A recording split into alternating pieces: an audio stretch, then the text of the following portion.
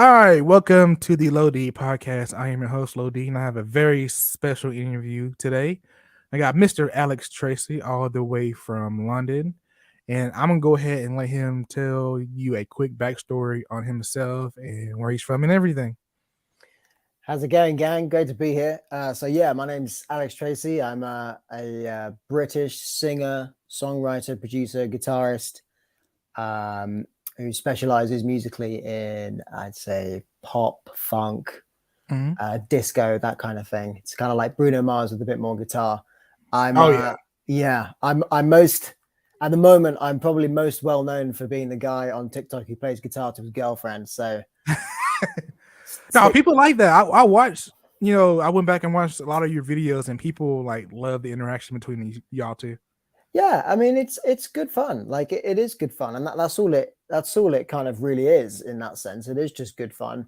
I mean, as I say, like there's the serious side to me, which is all my music and the stuff that I write and create and record and release and Mm-hmm. all that stuff. And obviously, yeah, as a guitarist, I'm a serious guitarist. But I just think TikTok is such a great atmosphere and environment for stuff like that. It's great to It be is. just coming up with stuff that makes people happy, gives you an opportunity to play guitar and play songs, and you being me in this case, Mm-hmm. and then I kind of get to do it with the my favorite person in the whole world, so Aw. absolute fact that. Oh yeah, and I know you said you was trying to, like, I don't say be Bruno Mars, but like that's your goal as like as a vocalist or more of like a guitar player for like the group Say again, sorry. to like try to be like not be like Bruno Mars, but like you try to like because he's a Oh great yeah, artist and yes. everything. So I mean, Bruno Mars for me is very much like a sort of it's a vibe. Yeah, it's a Sort of vibe. it's a Mm-hmm. vibe capturing his vibe. So his thing is obviously retro, old school, Mm-hmm.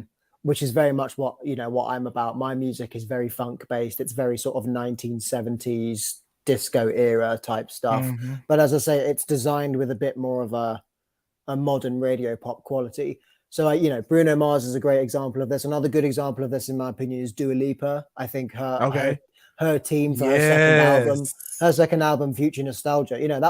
That was co-produced by Nile Rodgers, or at least he had a big role in the I production always of that. wonder who that was because her album was like I was shocked.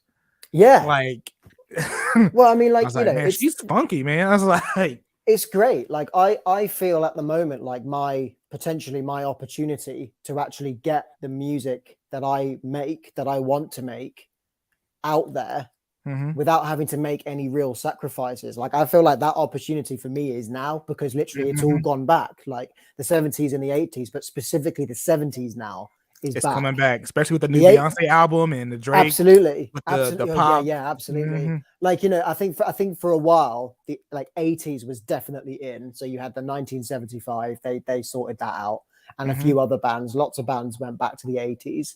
Um, Dua Lipa, her second album, that was also very 80s. Mm-hmm. But there's a lot of 70s stuff in there now as well. Like all of a sudden you haven't got like a gated snare a gated reverb on the snare. It's now completely dry, and it's just Mm-hmm. like a lot more sort of what was the song, Levitating. It's got a Mm-hmm. slap bass in it.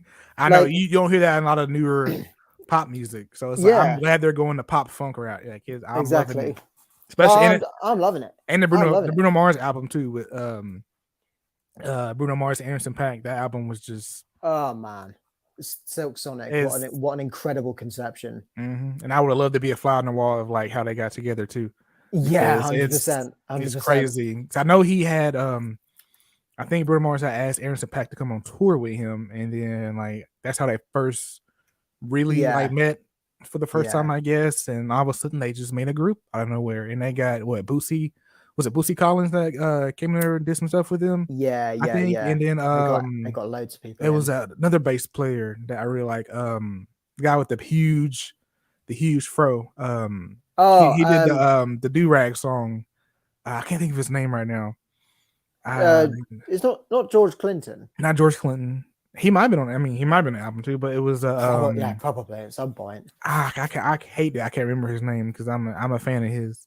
Yeah, But I know who you yeah, mean. it'll come back up here in a minute. They got loads of people in there. I mean, I'd have loved to have just been in the room Mhm. when they were coming up with like some of those melodies, some of those chord progressions, because it's so well, I mean, it's very me in Oh yeah, that's what I love. So, that's why I'm in love with that kind of music, because it is just the best, like super soulful stuff. And those two are the absolute kings of it at the minute.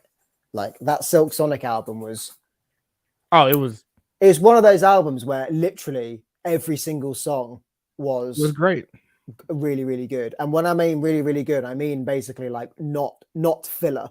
Do you know what I mean? There was no filler, in my opinion. Another artist as well, who's also been doing exactly the same thing. Very nice mixture of both 80s and 70s. The Weeknd. The The Weeknd, yeah, Weeknd's his new latest album album. was Oh mate, Dawn FM. he hit a I think his last couple albums he's really trying to hit that. Well, I know for sure the last album he did before this one, he was edging towards that, but the one recently was really great. Yeah. Like the Out of Time song Yeah. was straight. That was straight old school vibes all day. 100%. And I think it was either produced or co-produced, or it had Quincy Jones was definitely involved with that. Really? See, I didn't know that. I know they had. I saw a TikTok on how they met and how like Quincy Jones is like one of the Weeknd's like favorite musicians and producers of all time. Like one of the reasons he started was because of Quincy, and like just knowing that it's like, all right, we still got a lot of Weeknd projects in the future that I'm so excited for. Yeah, and I just remember the other guy. It's Thundercat. I had to look it up because Thundercat. Yeah, he was on. Yeah, he played bass. Yeah. Mm-hmm. He's on tour with the Chili Peppers at the minute, isn't he? Really? Boy, so's Anderson .Paak. That's a good. That's Anderson. A good yeah, Anderson .Paak, and Thundercat are both on tour with the Chili Peppers at the moment. I'm gonna have to go see if I can find some of those live streams on YouTube. Yeah, I want to react to some of that stuff. Like people understand, like you can listen to the music on the albums, but the live shows, like I recently went to a Coldplay.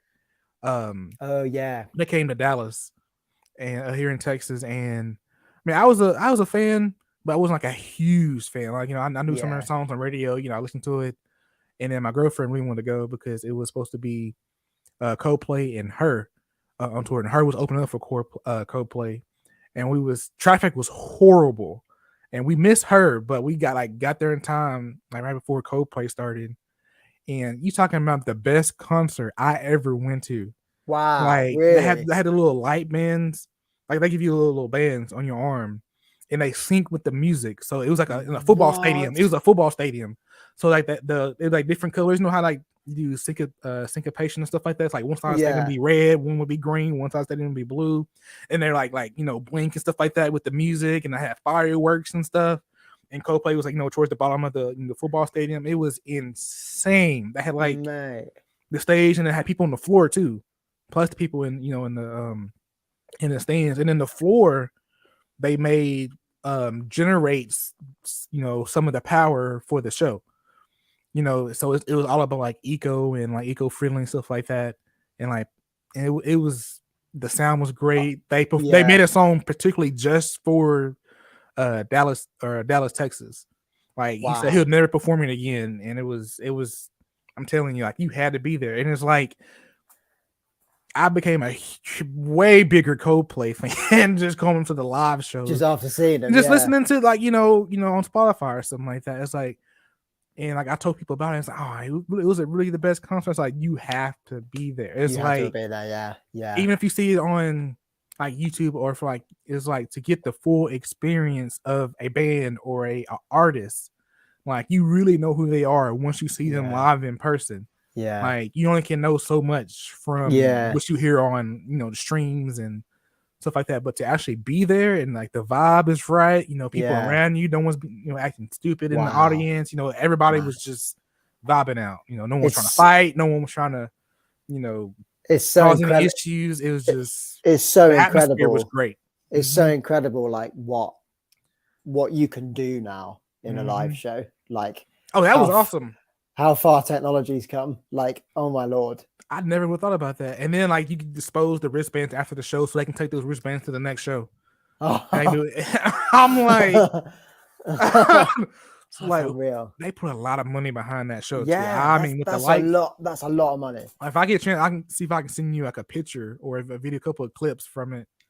Yeah. It was just, I was floored, like with how they came up with. I bet. But back to the, I know we got subject a little bit, but back to the podcast. My next question would be, I see that guitar is your main instrument, of course. Yes. So how old were you when you first started playing? So I was 12 when I first got into guitar, and guitar was not actually the first instrument I got into. So guitar actually came not too much later, but a bit later. The first one to come was drums. I was first and foremost, before I did anything else, I was a drummer. And as you can see, obviously, I'm a huge Beatles fan. They're my favorite band. And I discovered the Beatles when I was 11. And the first thing that stood out to me was drums. You know, I wanted to be a drummer. I wanted to be like Ringo. So I picked up my drums. Then I just thought, hey, well, you know what? I want to be like all the other ones as well. So so I picked up bass next and picked that up. And then came guitar. And my dad was a guitarist and he had a guitar lying around. And I've still got that guitar that he showed me how to play on. And he was like, yeah, you know, you want to learn a chord, like there's an A chord and there's an E chord. And he was like, you could probably play a Beatles song with that. And so I went and learned. My first song that I learned was Love Me Do by the Beatles, which is their first ever single. And it's got 3 chords in it. I learned 2 of them. And then one day I kind of was bold enough, if you like, or curious enough to then learn what the 3rd chord was. So that chord was a D. And then it was the E chord, the A chord, and the D chord. And they were the first 3 chords I learned. And Love Me Do is the first song I learned. And that's kind of where it all started. And I think what was so great about that experience, like just going straight back to the first time I ever did it, was I was so like, I was so interested. I was so excited to learn that 3rd chord and be like, oh my God.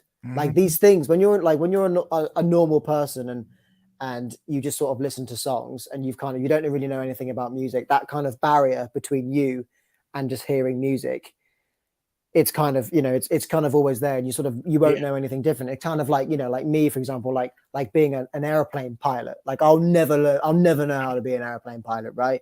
Same. But then yeah, exactly. But then it's like once you actually break into that world and you start figuring out how to do it, and then you actually have like your first little bit of success, it's like, oh my God, this is a song that I love. And now I can play it. And I can sing it to myself and I can do it. When you're 12 years old, it's like the best thing in the world. This is the best thing in the world. And that's where it like all started. That's where I feel like that was a big light bulb that just has never switched off. Man, and it's I was talking to somebody about this a couple of weeks ago, actually. It's like people understand, like when you hit that moment of success, it's like no other, like something you've been practicing or something you've been working on, like in the music world, and you finally do it. It's like that. It's a feeling that a lot of people don't feel.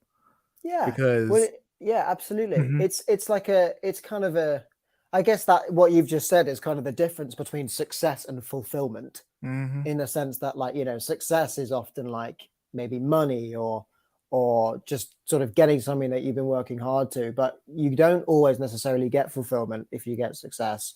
Like if you get money, like especially with money's the best. Oh, it comes and goes. You get lots of money, but you won't necessarily be fulfilled in life. Do you know what I mean? But like, you know, those are the classic moments where like you spend all evening trying to produce something, or you spend all evening trying to figure something out, and then once you get it and the hard work's paid off, it's like, yes. That feels good. It's a good feeling. It feels really good. One of the best.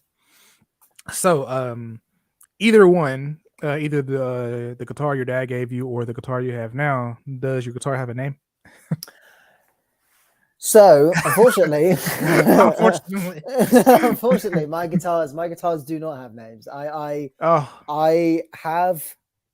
do refer to them as she's, but I never really. I mean, Okay, so I mean that's actually kind of technically not true in a way. So Okay. I've got lots of guitars and I don't have names for all of them. There is one guitar that I have that I don't really play that much anymore. It's all the way. It's back in my mum's house, but there was a girl at my school when I was 15 who sadly passed away. So Mm, at the time I named the guitar Matilda, which was her name. But I mhm. never, I never really kind of I haven't played that guitar for very long, and I never really sort of clung on to that much. I never started routinely referring to the guitar as Matilda, if that makes sense. So Yeah. I guess technically the answer is no, but if there was one guitar that had a name at some point, it was that one, and it was called Matilda. What's a If beautiful backstory though Yeah, it is a nice about backstory. Yeah, well, paying tribute to her. another cool bit of backstory about that is when Matilda passed away, my band and I at the time, this was my first band, um, we wrote a song about Oh her, about it, and all the money got donated to a charity that was set up in her name. man. And the song that we wrote was probably the first proper song that I ever wrote with like decent lyrics and like a structure and with a group. And you know what? I'm just going to put this out there. It's still to this day actually probably one of the best songs I've ever written. And I Wow. can't explain that in the sense that I guess it's just one of those things where because you know nothing, perhaps by default, in a way, you know everything, or at least Mm, you're willing to try stuff. You're willing to just go with not necessarily what you think is correct or what you've been told with, just what feels right. And sometimes you can actually get the best results from just doing what feels right rather than sort of sticking to, yes, we have to have an intro now. Then the verse has to kick in at this point because we're mhm. doing pop songs and pop songs have to be less than 3.5 minutes. So we've got to have the chorus done by this bit and this bit. It's just like back then, I didn't know about that and I didn't care about that. So I kind of just wrote a song and it ended up being literally one of the best ones I think I've ever done. It's like a proper pop song, like as well. Like it's a nice little acoustic ballad. It's about 2.5 minutes, 3 minutes long. The lyrics are great. It's a really nice, poignant song. And I'm really, really proud of it. Really, really proud of that. I'll have to send Have it to you you. have you oh yeah, I was about to ask you, is that have you released it? Yeah, Or it was released. I think it was on Spotify when Spotify first came out. mhm. So I'm not actually sure if it ever did properly go on. I think it was on there at some point, but I think it is now no longer. I think it's definitely on Apple Music. I'm pretty Okay. sure still, or iTunes. If it may have not have been transferred across, I'm not too sure. But I'll send a copy of it to you. Oh yeah. It's a cool song. It's cute, and not sung by me either. It was sung by a guy called Tom, who's the lead singer of my Lead singer. band back then. Yeah, when I was about 14, 15. So yeah. Oh yeah, but no, that's a beautiful story. Like that's Yeah, it is a nice story. Yeah. all right. So this is actually a great lead question going from this past one. So tell me about a fan that touched your heart, or anyone in general, really, that like admires your music. Yeah. I mean, so that's a cool question. And I'm actually glad you asked that because there was actually something recently, very recently that happened. Hmm.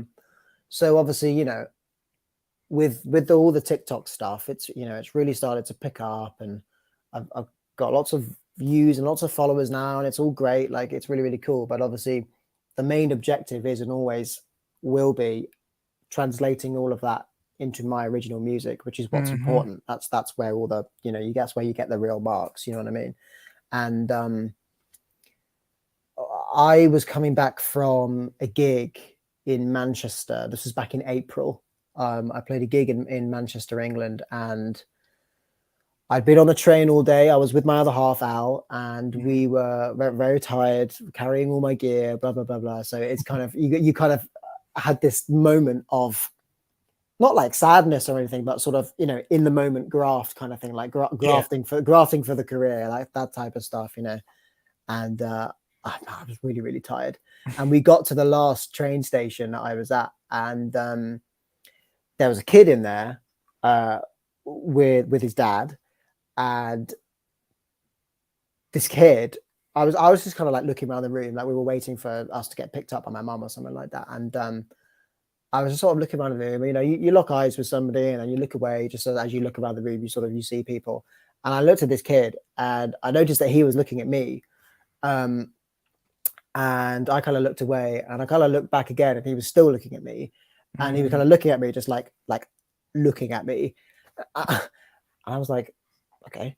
And I noticed then he got his phone out straight away, and like was just like, and then I could hear out of his phone, just very faintly, I could hear like, watch my girlfriend's reaction to that. And I thought, oh my God. Like, I was like, oh my God. And Oh, like, so man. the reason why that is a touching story for me, it was two reasons. A, because that's the first time that had ever happened to me before, ever. Like somebody In actually, person knew. yeah, like legitimately. And so I haven't even finished the story yet. So this kid came up to me and was like, are you the guy from TikTok? Are you the guitarist from TikTok?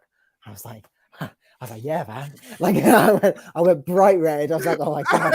I was like, yeah, man. And like Al was like, my other half Al was looking at me like, yeah, that's him and me. Like, and I was just like, oh my God. And then Oh, man. but it was really nice because the kid he followed the page. He was really into guitar, really into music, and his dad was like, mate, he loves your TikTok account. Like he absolutely loves your TikTok. He like follows all your stuff, like watches all your videos, really likes your music. And I ended up just having this conversation, and it was crazy because I felt like I was in this position where, you know, for the first time ever, stuff that I've done has meant something to somebody. Mm-hmm. And like in the same way that I've gone and met people who I look up to and admire, I felt like this kid was doing the same for me. And it was just a really kind of surreal moment to have like that opportunity to be like, I love your stuff. And then I'm like, oh my God, that's insane. I can't believe you're saying that to me. Do you know what I mean? Mm-hmm. And, you know, look, I'm not like, I'm nowhere near being where I want to be in my career. But as I say, Oh, that but was I like mean, that. what You know, musician really is like?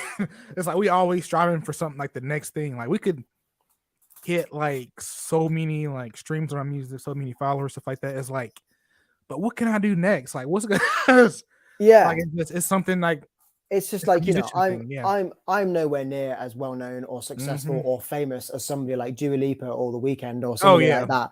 But that kid thought that I was, and in some Mm-hmm. way, you know, I guess, you know, where his dad said that, you know, he really follows you, like he really like admires you, like he looks up to you, that kind of thing. And I was just like, oh my God, like that's a really crazy, intense thing to Mm-hmm. happen, to actually have it happen. And it's just one of those moments as well where like you kind of always wondered as a kid what something like that would be like. And then when Mm-hmm. it actually happens to you, honestly, like I was completely taken aback. I was like, oh my God, somebody who I've never met before has just spotted me in some And random place because of what I do musically. And I thought, great. Here, like, that's awesome. here we go. Like, And it was not to and it sound was a big kid headed on at top of all. it. It was a kid, so I mean, that's just. Yeah, exactly. Like, and as I say, like, not to sound big headed, and it's just like I really, really care about stuff like Mm-hmm. that. I care about people actually connecting with my stuff, which is why it's so important.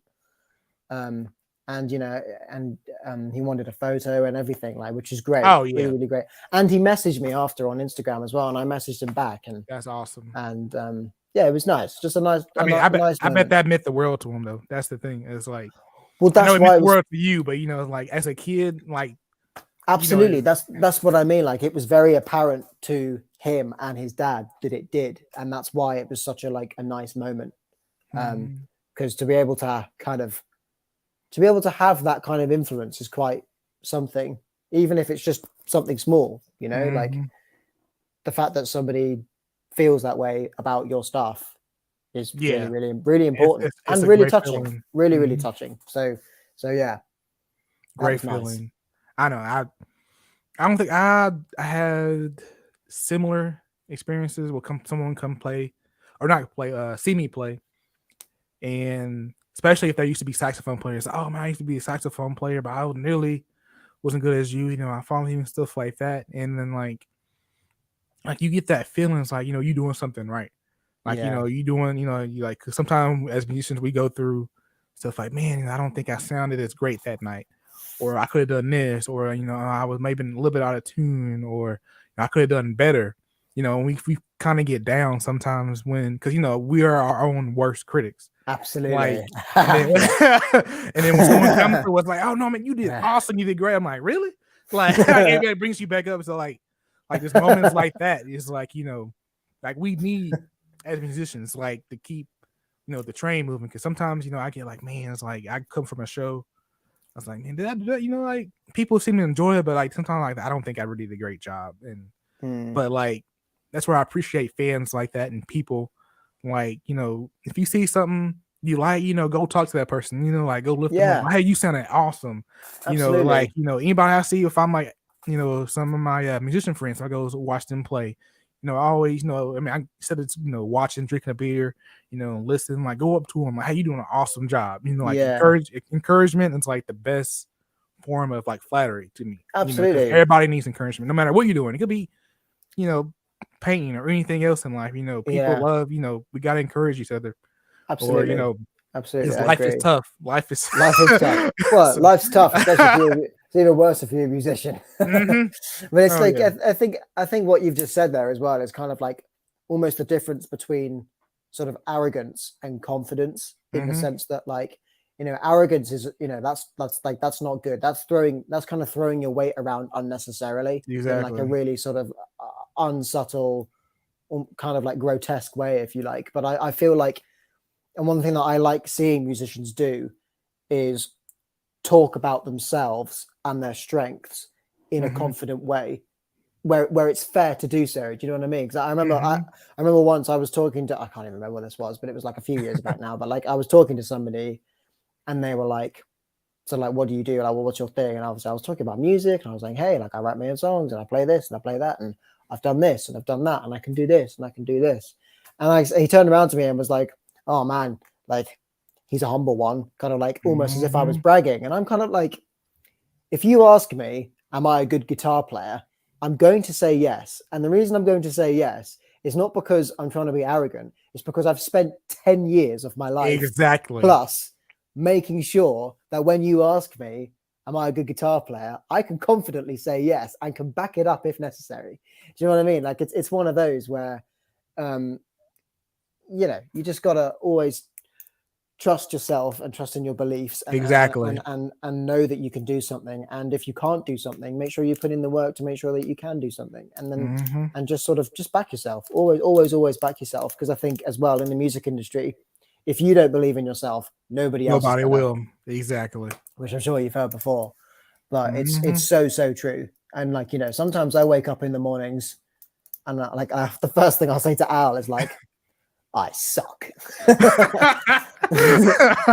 And Al's just like, no, you don't. No, you don't. Go, I'm making you Oh, breakfast. hey, the next one we do, we gotta bring her on. Like, I Oh, love to meet mate, her. she would love she would love that. Absolutely, she would love that. She would absolutely love that. Yeah, Man. absolutely. All right, so moving on to the next question. So it's like, let's see what we got over here. Oh, this is a good one too. What was the first disco funk artist that you ever listened to and like really like became a fan of? Okay, okay, that's a great question. Okay, so I want to give you the factually correct answer. Mm-hmm. So the first ever funk and disco song that I ever listened to that had an impact on me Mm-hmm. was actually uh, Wild Cherry, Play That Funky Music, White Boy. Of So course. yeah, you know the song. Great song. Literally, that song was in a film called Evolution. Mm-hmm. I don't know if have you ever heard of that film? Ever I seen that don't film? think I had that before. It's actually not a well-known film, not as well-known as I'd like it to be. It's a great film. It's really funny. I watched it when I was about, again, 11, 12, kind of when I was getting into music. And back then, when I first got Mm-hmm. into it, I was into the Beatles, I was into the Stones, I was into Led Zeppelin. My Oh first yeah. introduction into music was rock, was very much a rock thing. That was the first time I ever heard something of that era, of that genre, and thought to myself, oh, that is tasty. That Mm-hmm. sounds great. And the film kind of did it in the best way, because it was a little cutscene of the characters in the film just in a car driving down a big highway. So it was kind of like they're all just in the car, sunglasses on, sun's out, having a great time. And this song comes on, and I just think that is not only the best way to like hear that song, but that's like the best way to kind of see how it moves people as well, right? Mm-hmm. And it did that for me. So I think that's the only song I've ever listened to by Wild Cherry. I'm not going to sit here and say I'm a huge Wild Cherry fan and never got into Wild Cherry after that. It's I'm not just gonna lie. I don't think I know another Wild Cherry song either. literally, perhaps a one-hit wonder, but what a hit! Do you know what I mean? Like, what a great song! And that song was like, okay, I'm going to start getting into more of that era and see what's out there. Then it was Michael Jackson. Then it was Earth, Wind and Fire. Definitely heard of Michael Jackson. Yeah. It's like, then it was all of that. And then that started coming in. Well, what's interesting was that song was the first song I ever got into. When I started listening to Michael Jackson and stuff like that, I didn't immediately like get into it because I was still doing the whole rock thing, the Who, Zeppelin, Stones, Beatles, all that stuff. And like, I was still kind of learning guitar in that sense, Guns N' Roses, that type of stuff. I think it was when I was about 14, 15, 16 years old when I started getting into the Red Hot Chili Peppers, which guitar-wise is a lot more kind of attacky funk-based, which is what my style is. That's when I started to discover the roots of what John Frusciante was playing. And I realized, oh, yeah, that's where he got that from. Yes, exactly. Hendrix. And then you very quickly, you kind of, he's into Hendrix, all that sort of funky playing. You go a little bit further or sort of similar in that field, and you very quickly end up getting to people like Earth, Wind and Fire. Even though like Hendrix and Earth, Wind and Fire, not much linking going on there, but sort of, Earth, Wind and Fire, Michael Jackson, Chic, Yeah. The link being sort of funky guitar playing, if that makes sense. And yeah, that's kind of around about when it actually started to have an impact on me. But yeah, Wild Cherry, Cherry. Play the funky music, white boy. That's one of the most requested songs at my performances. Is that and Freebird? Like, Freebird. God, someone said that to me the other day. Like, I was playing a solo performance.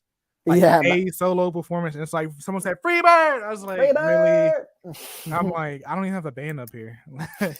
My girlfriend, she was like, you understand? I was like, trust me, one day you'll understand why that was so funny and why people do that in the first place.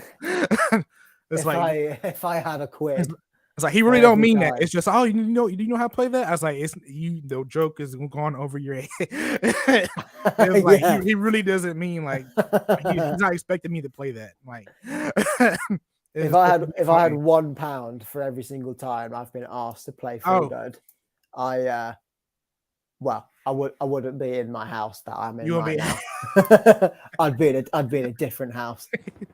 Yeah, that and then Careless Whisper for me. Like, everywhere I go, people ask me to play Careless Whisper. I'm like, that's one of the reasons why I started bringing my tenor saxophone a lot with me instead of my alto. Because I don't know how to play on my tenor. Alto, yeah, I got you, but it's like I see from Anchorman where it's like, play Careless Whisper. It goes, it's like, oh, I was so ready for this. Just start playing. Oh, I love that scene. I just not it. Oh man, I just not remembered about that.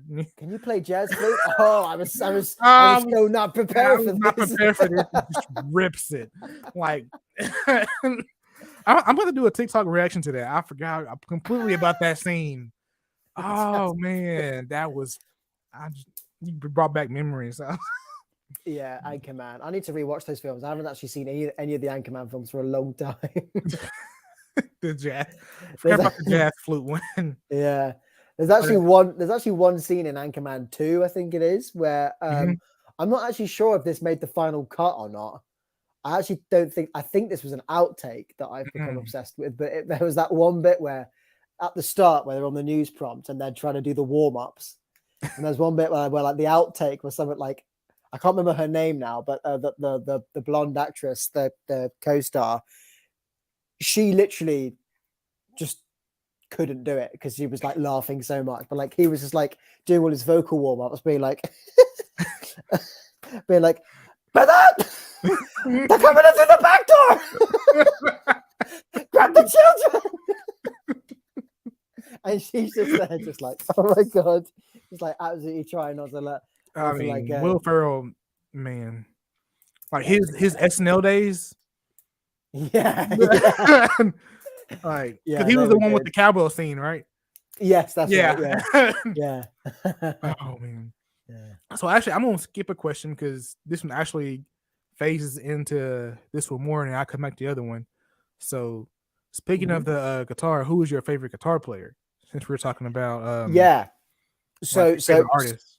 so actually, I hinted actually towards to the answer to that question. So, I would say I'm going to give you two answers. Mm-hmm. There's a current factually correct answer and then an overall factually correct answer. I'd say currently the answer is actually no one, in the sense that I don't really look up to guitarists anymore now in the way that I used to when I was learning. I Mm-hmm. kind of feel like, I'm always learning new stuff on guitar, but in terms of artistic progression as a guitarist, I feel like I've pretty much done everything that I can. Like I know who I am as a guitar player now, Exactly. like that kind of thing. Not that I won't learn anything new. Absolutely, as I say, I'm always learning, but I know who I am now as a guitarist. Like you found your niche. Like. Yeah, I found my niche. Mhm. I found how I play. Like I found my style, and my focus now is on songwriting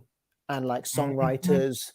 So I kind of couldn't really particularly give you an answer at the moment for who's my favorite guitarist, but I could, for example, of like who's your favorite songwriters, for example. But like in terms of the guitarist who's had an overall biggest effect on me at any point during my life, Mhm. then the answer to that is John Frusciante from the Red Hot Chili Peppers. Yeah. He's the guitarist who taught me the most in terms of both rhythm and lead and songwriting. I feel like as a threesome, if that makes sense. So obviously, like the Beatles, for example, I feel like have taught me the most about songwriting. But in terms of guitar and songwriting, it's exclusively John Frusciante from the Red Hot Chili Peppers, because I think I identify the most overall Overall. across all sort of parameters, if you like, with his way of thinking.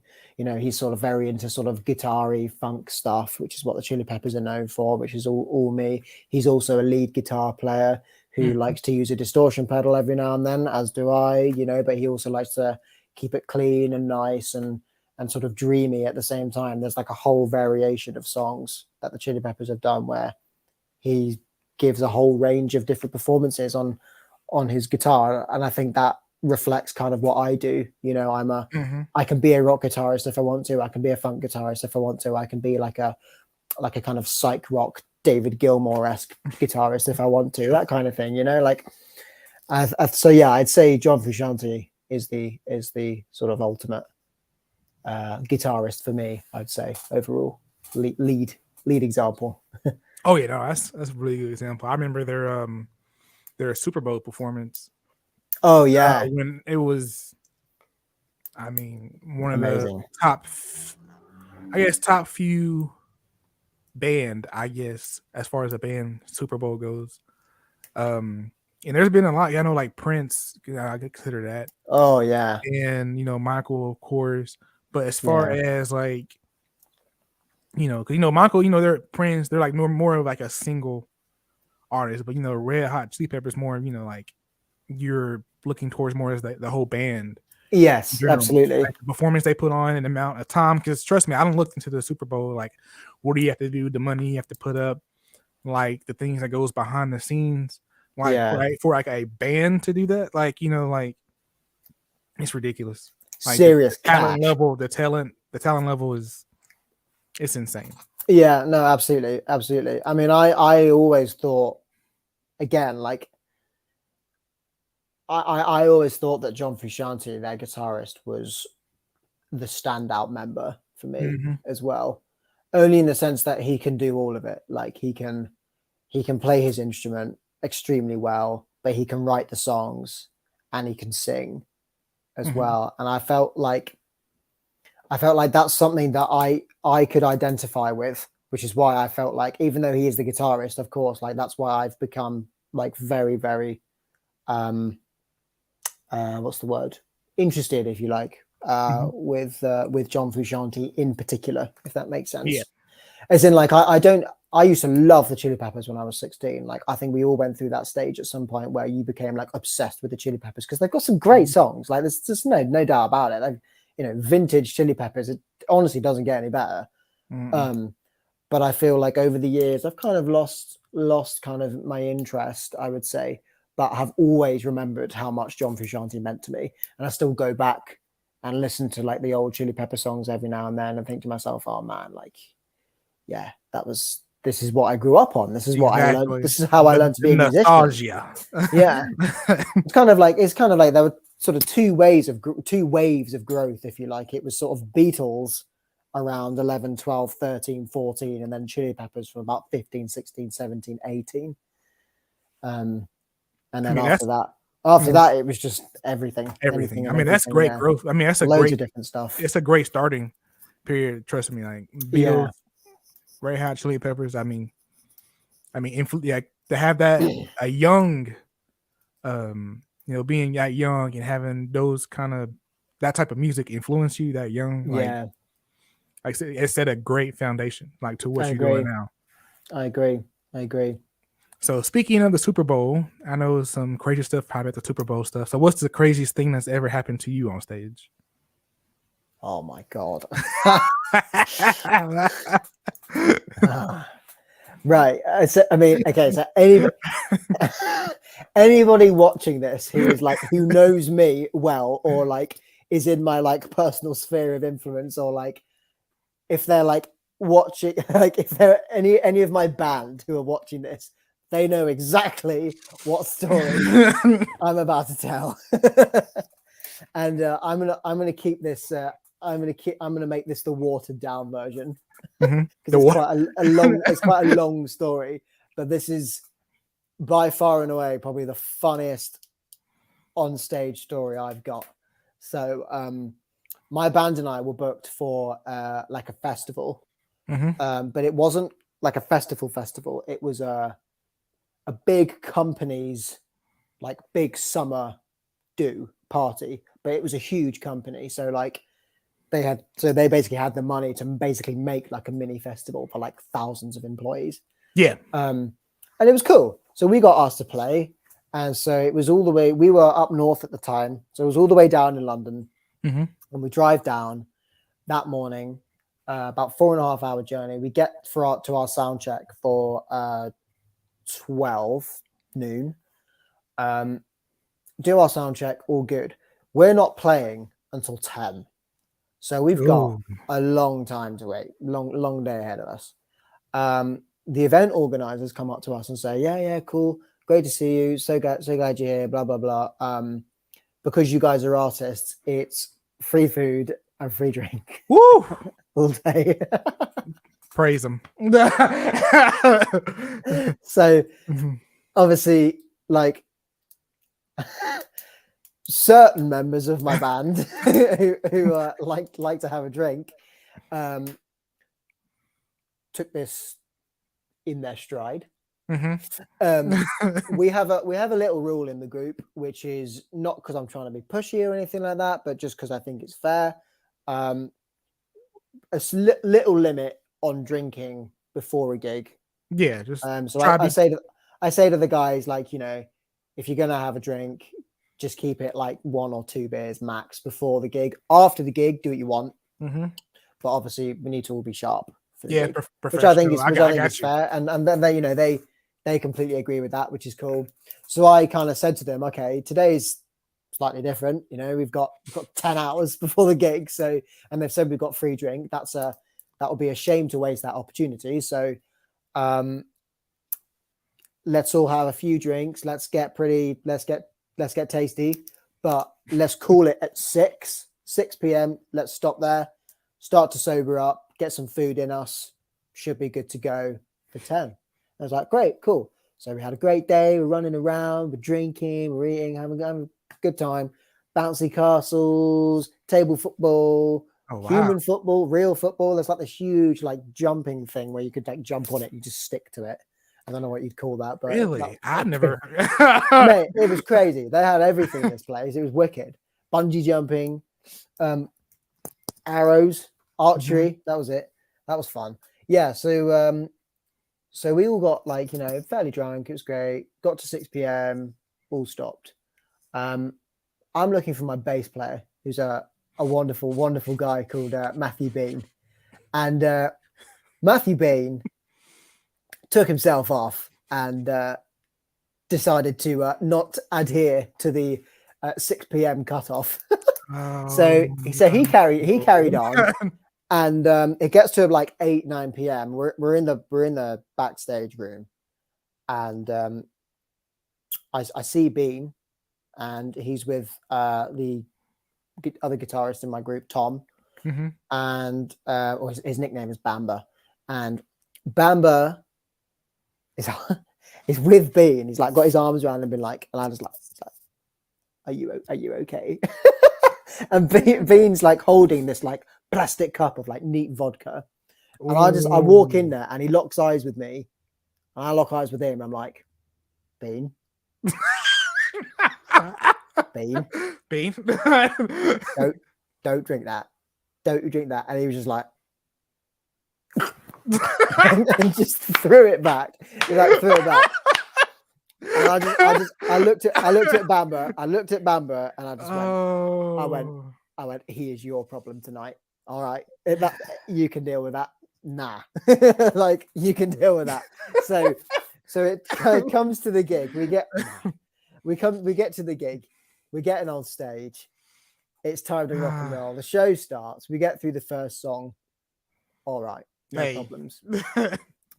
We get through the second song, and that's when, towards the end of the second song, which was at that time in the set, that was "Take Me to the Other Side."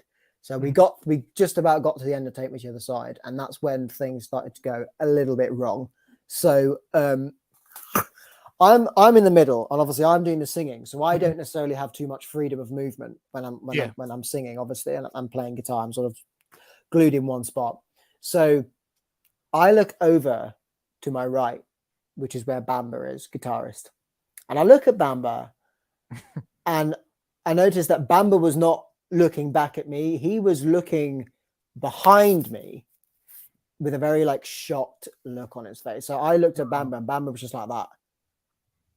And I'm like, what is he looking at? So I turn my head and I look over to my left-hand side, which is where Bean is. And Bean's not there.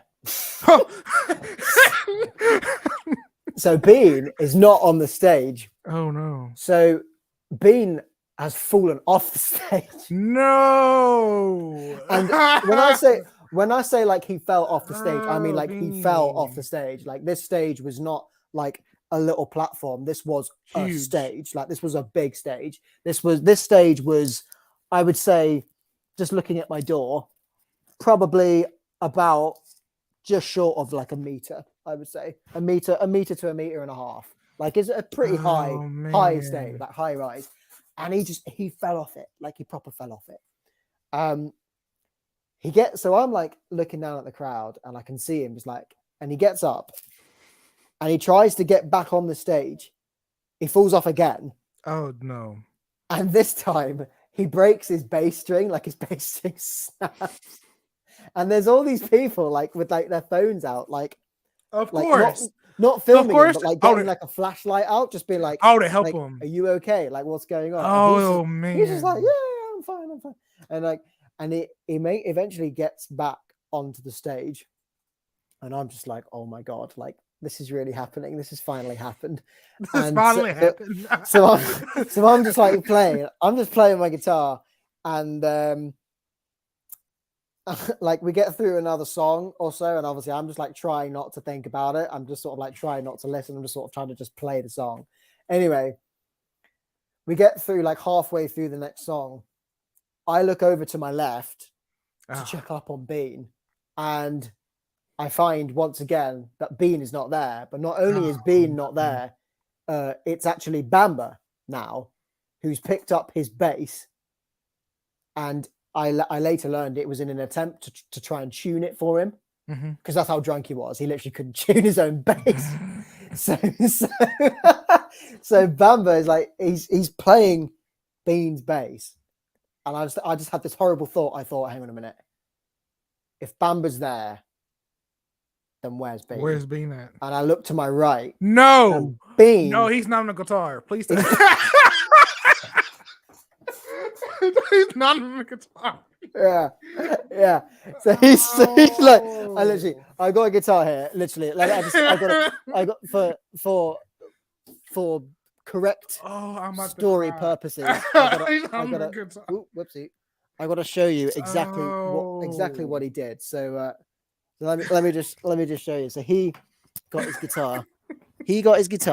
Right, and was just doing like what any like sort of standard beginner would do. It was, he just kind of, he got his guitar, but just go like this. He was just like,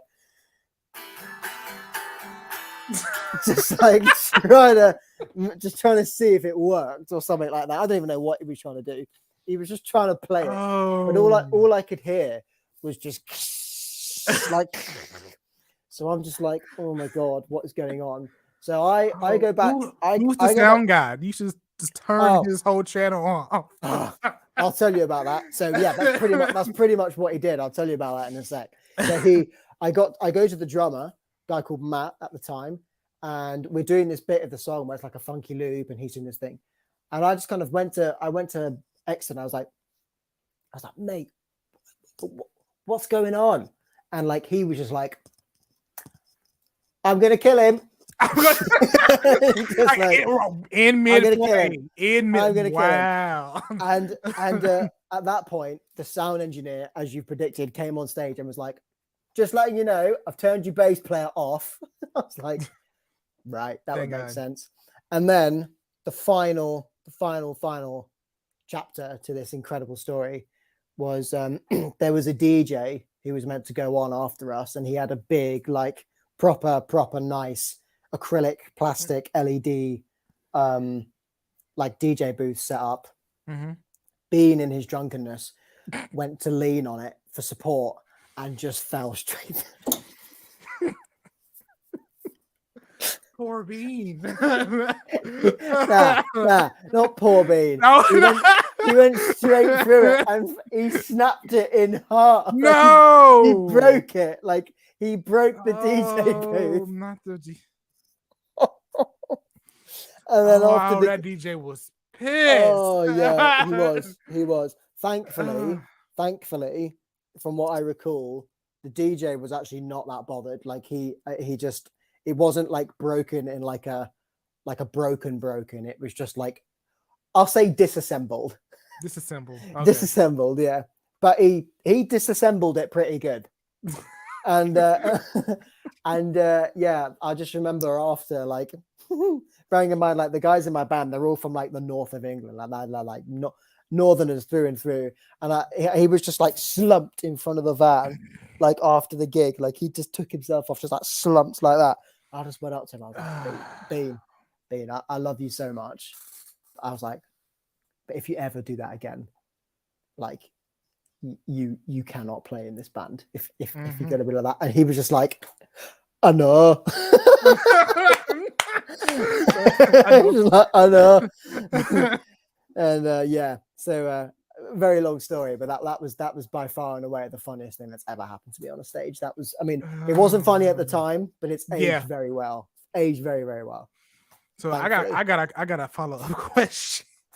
How did the company take that? Like, did they say, "Oh, we're never gonna fuck these guys again," or they just like they ignored it, or they didn't notice it, or like two things. So, first of all, the guy who booked us is a really good friend of mine, and I still keep in touch with him every now and then. He didn't notice it that much. He was just having a good time, and he didn't notice it, to the point that when I went over there to apologize, he was like, I don't know why you're apologizing. Like, and I would have just said nothing else. It was great. It was great. Yeah. And I was just like, oh, I'm really, really, really sorry about that. And he was like, about what? And I was like, oh, we was out of tune. Just for a song, we was out of tune. Sounds like you enjoyed yourself. Like, yeah, I had a great time. And I was like, we'll keep it there then. We'll keep it at that. No problem. Oh man. Crisis like resolved. Yeah. Yeah. That was just funny. That was a funny moment. It was horrible at the time, like being on stage, having a member of yours just Yeah, drop out. you might won first place because I asked that to several people on my podcast. I think that one tops the the cake. It's a long story, but it has to be told like perfectly because there's so many like little levels to it. It's a beautiful story. It was a funny night. Very he funny decides night. to pick up the guitar. And that was like the highlight. And the worst part was, yeah, I know. Tell me about like the worst part was as well. Like for us, we were all up north, and he was in Birmingham, so we picked him up on the way. So on the way back, he was home in like an hour and a half. Like he was the first one out of the van. First one tucked up in bed at like 1 a.m. and we all didn't get back until like 5. Jesus. So he was just like, he got so drunk, laughed all the way home, and then got out of the van and got into bed first. That's I was crazy. just like, mate, we were fuming. Man, yeah, that's a great story, man. Yeah. Oh, I bet. And that's, I don't know. I don't have nothing else to say. Like that was that's best. crazy. That's yeah. But all right, well, moving on to since I mean, hopefully Bean was on tour with y'all on this next question. Yeah. Hey, Bean's been there through and through. You recently went on the Slow Down tour. So what is the one thing people should prepare for before going on tour? Like, you know, getting drunk on tour and stuff like that. Well, yeah, there's that. Yeah. I mean, yeah, and that's a good question. I think certainly from my experience, and learning from previous mistakes, I think the thing that catches everybody out, even the pros, I would say, so like, but like especially for people sort of at the lower levels, if you like, you got to really, really watch out for how physically demanding touring can be. Mm-hmm. And you need to prepare for that as much as possible. And there's all the sort of usual stuff like going out and getting absolutely smashed on tour, because like that's great, and and doing lots of this and doing lots of that, of course, like that's fun. Like you got to do a bit of that, I guess, because it's touring and also just having fun in life in general. Like you gotta always make sure you're having fun, right? But I think also, so that's kind of, if you do too much of it and you kind of get that wrong, it can very quickly become not fun. And I feel like gone are the days now of bands like the Rolling Stones, who just, when they're on tour, exist purely on just every single day of their life, just getting absolutely like smashed and like stoned and everything, and just stoned and everything like taking it to that. I feel like there's like a new wave, if you like, of musicians who actually don't drink and do drugs as much as like our dads did. You know what I mean? I feel like times are really kind of changing in that respect when it comes to like music, specifically when it comes to musicians on tour. But I would say, yeah, just always look out for yourself physically. You can be surprised how south that can go. Like when you're on tour, I always make a point of making sure I go to bed as early as I possibly can. And, if I haven't got to be anywhere the next morning, I mean, that's the trick, isn't it? Like if I've got a show the next day, then I'm going to go to bed as early as I can. If I haven't got a show the next day or I've got a day off, then yeah, I can afford to stay up and have fun. Like that's when you can make that decision. Unless you're driving. Unless you're driving, of course. Yeah, of course. Yes, of course.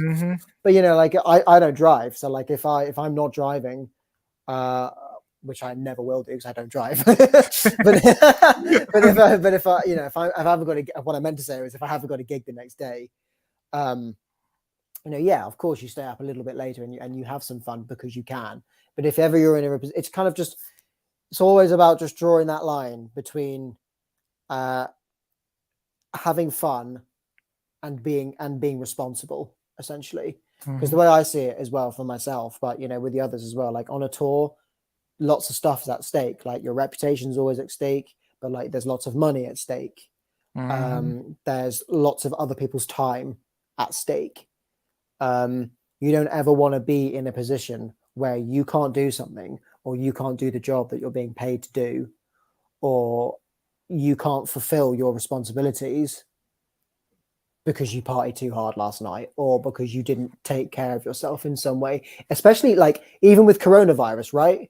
Yep. So that is a whole new thing now, because if you go out on the lash for 4 nights in a row on tour, you will just suppress your immune system so much to the point that you will probably get ill and you will probably get COVID.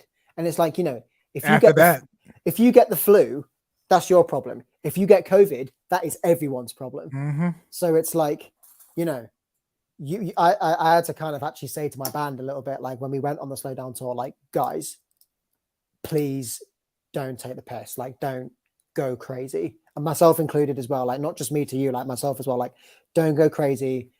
If we've got a gig tomorrow, let's pack up, let's have a couple drinks, and let's go to bed, and let's be up and sharp for the next one. Do you know what I mean?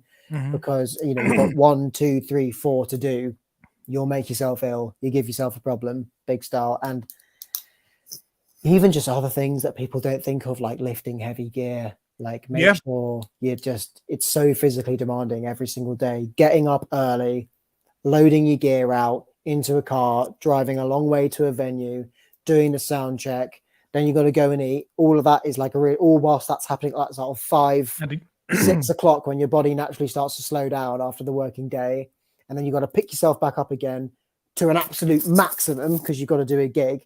And then you've got to bring yourself down again to an absolute low so that you can sleep. Times 4, 5 in a row. It's mayhem, mate. Touring is absolute mayhem. Like, do you ever make physically demanding? Do you ever make like a checklist on stuff? Like, you have like, like a, I think that works best. I do have some checklists in place for whenever I go on tour, mostly just for like things I need to remember to bring and gear and stuff. But like, we've been doing it quite a while now, so we kind of have like a bit of a routine, which is nice. Or at least I certainly have a routine. If I have like a gig involved, it'll be like, get to the venue, unpack, do the sound check, go get some food, wait around, play the gig, get your gear off, get it all loaded up, exit the venue in whatever the best way is for prep. So, make sure like you've got literally everything all packed down, all ready to go. Get that done as quickly as possible. And then if you do want to hang around, have a couple drinks, and then back to the hotel, ready for the next day. That's just kind of how I do it. I treat it as work, basically. Yeah. And as I say, I feel like this is just part of this new kind of wave of musicians who are treating it a bit more like work, because in most ways it is. If you actually think about it, there really aren't that many musicians around now who are from our generation who are famed for touring, just going out and getting like smashed up all the time. There's definitely a few, but significantly less than there were. Bearing in mind that back in the 60s and the 70s, it was pretty much every band was in some way involved.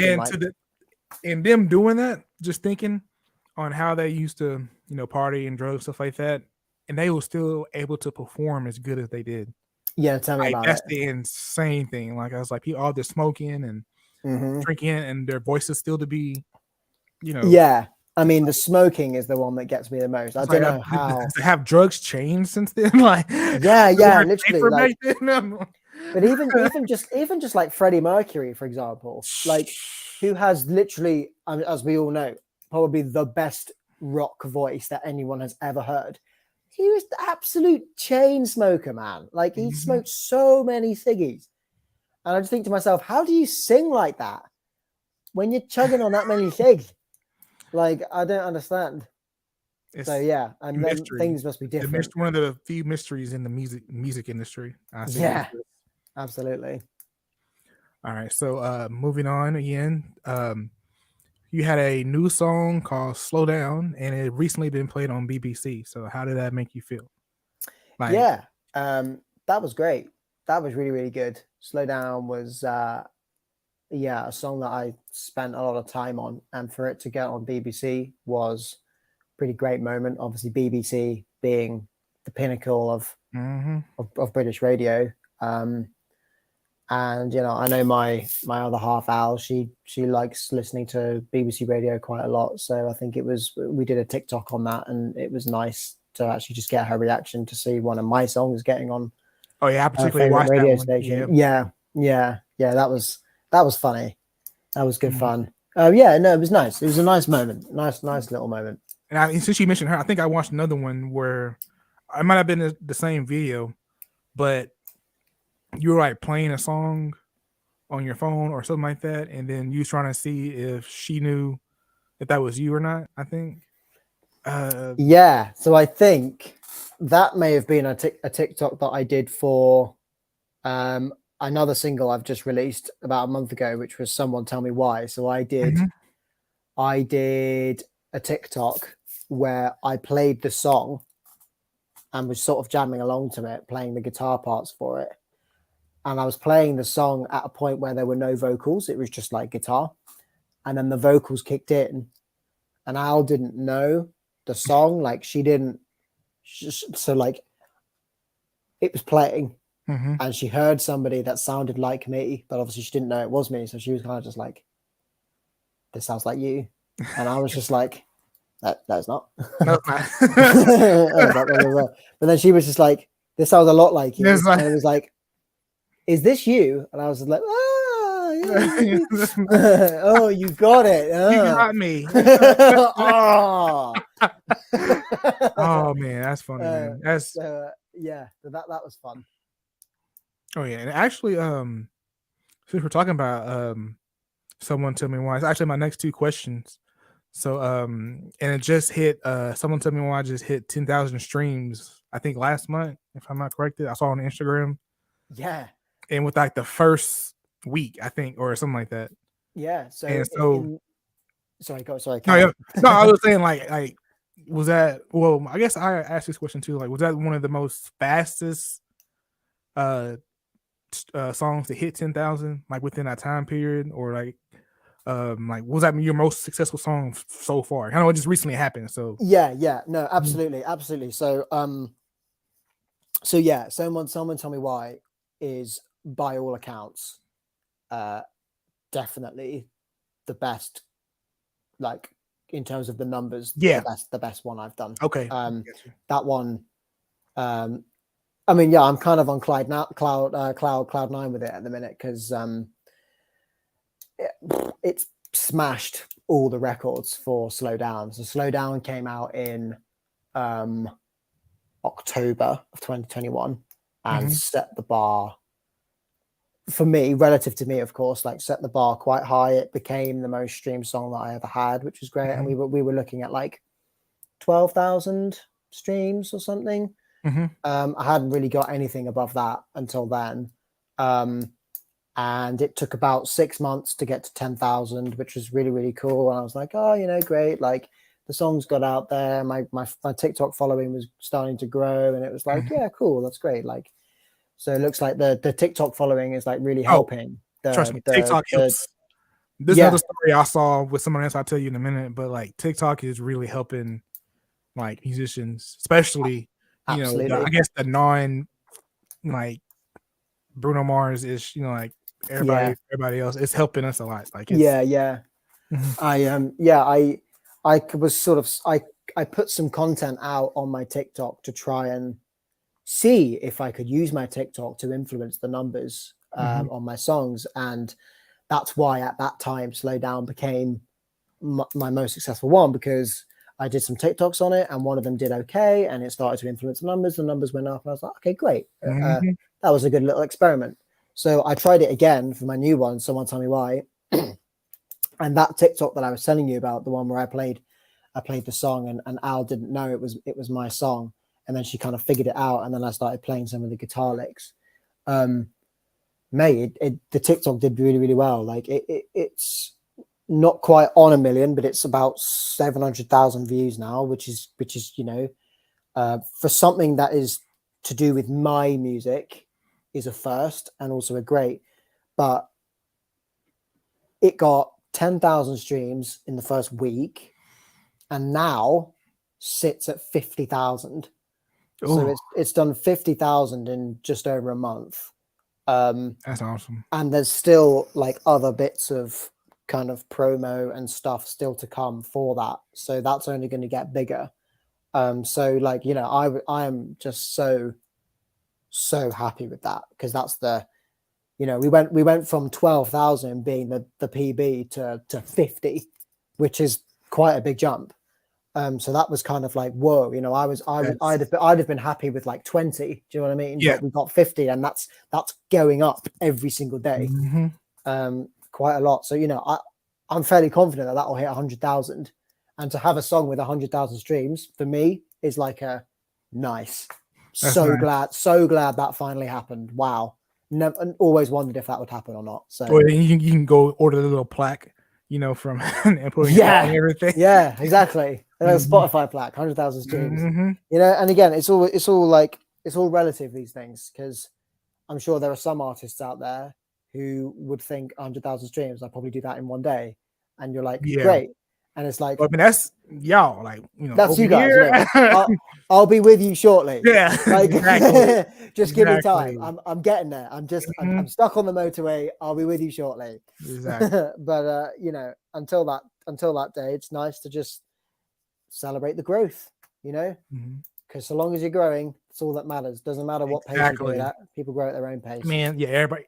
I just saw something about that.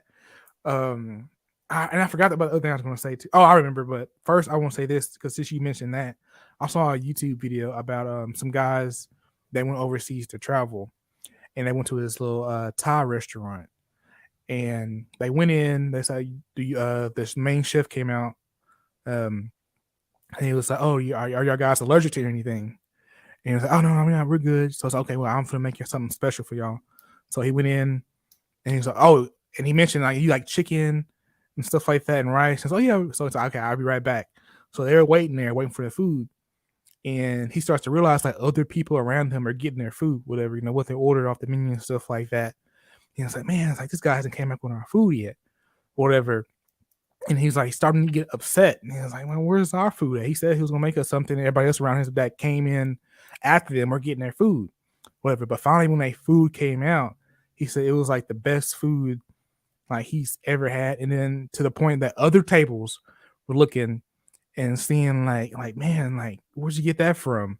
Like, our take, it looks better than ours. And the point of the story, he was saying, he was like, sometimes it's like, what God or whatever you believe in, like what's in for you might not be what's for everybody else. And it might not take a little bit longer, and when you finally get that, it's like, other people was like wanting what you have, or like they're like, man, that wasn't even on the menu. Like what I got prepared for you is like it's far greater than what on the, like basically in that point it was far greater than what was on the menu. Like he specifically made that, yeah, it's worth the wait. And I took that as like, man, I was like, that's some real good. Like I was gonna use that for my podcast. I guess I have a personal explanation, like with my own experiences, like just to say, like sometimes, we see success or we see other people doing stuff, and you're wondering, it's like, man, I'm working hard, we're doing the effort. It's like, why haven't we got there to that pinnacle yet? And it's like, man, like, but like what, is coming for you in the future is like, it's going to be worth the wait. Yeah. I mean, it could be for me, for you, for any other musician, anybody listening to this podcast right now. It's like, if you're going through something, I promise you it's worth the wait, because what's going to happen to you is going to be for you. Absolutely. And Absolutely. so I thought that was like a wonderful story.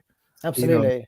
I mean, I agree. I mean, I feel like there's loads of stuff at the moment, like in this last year alone, that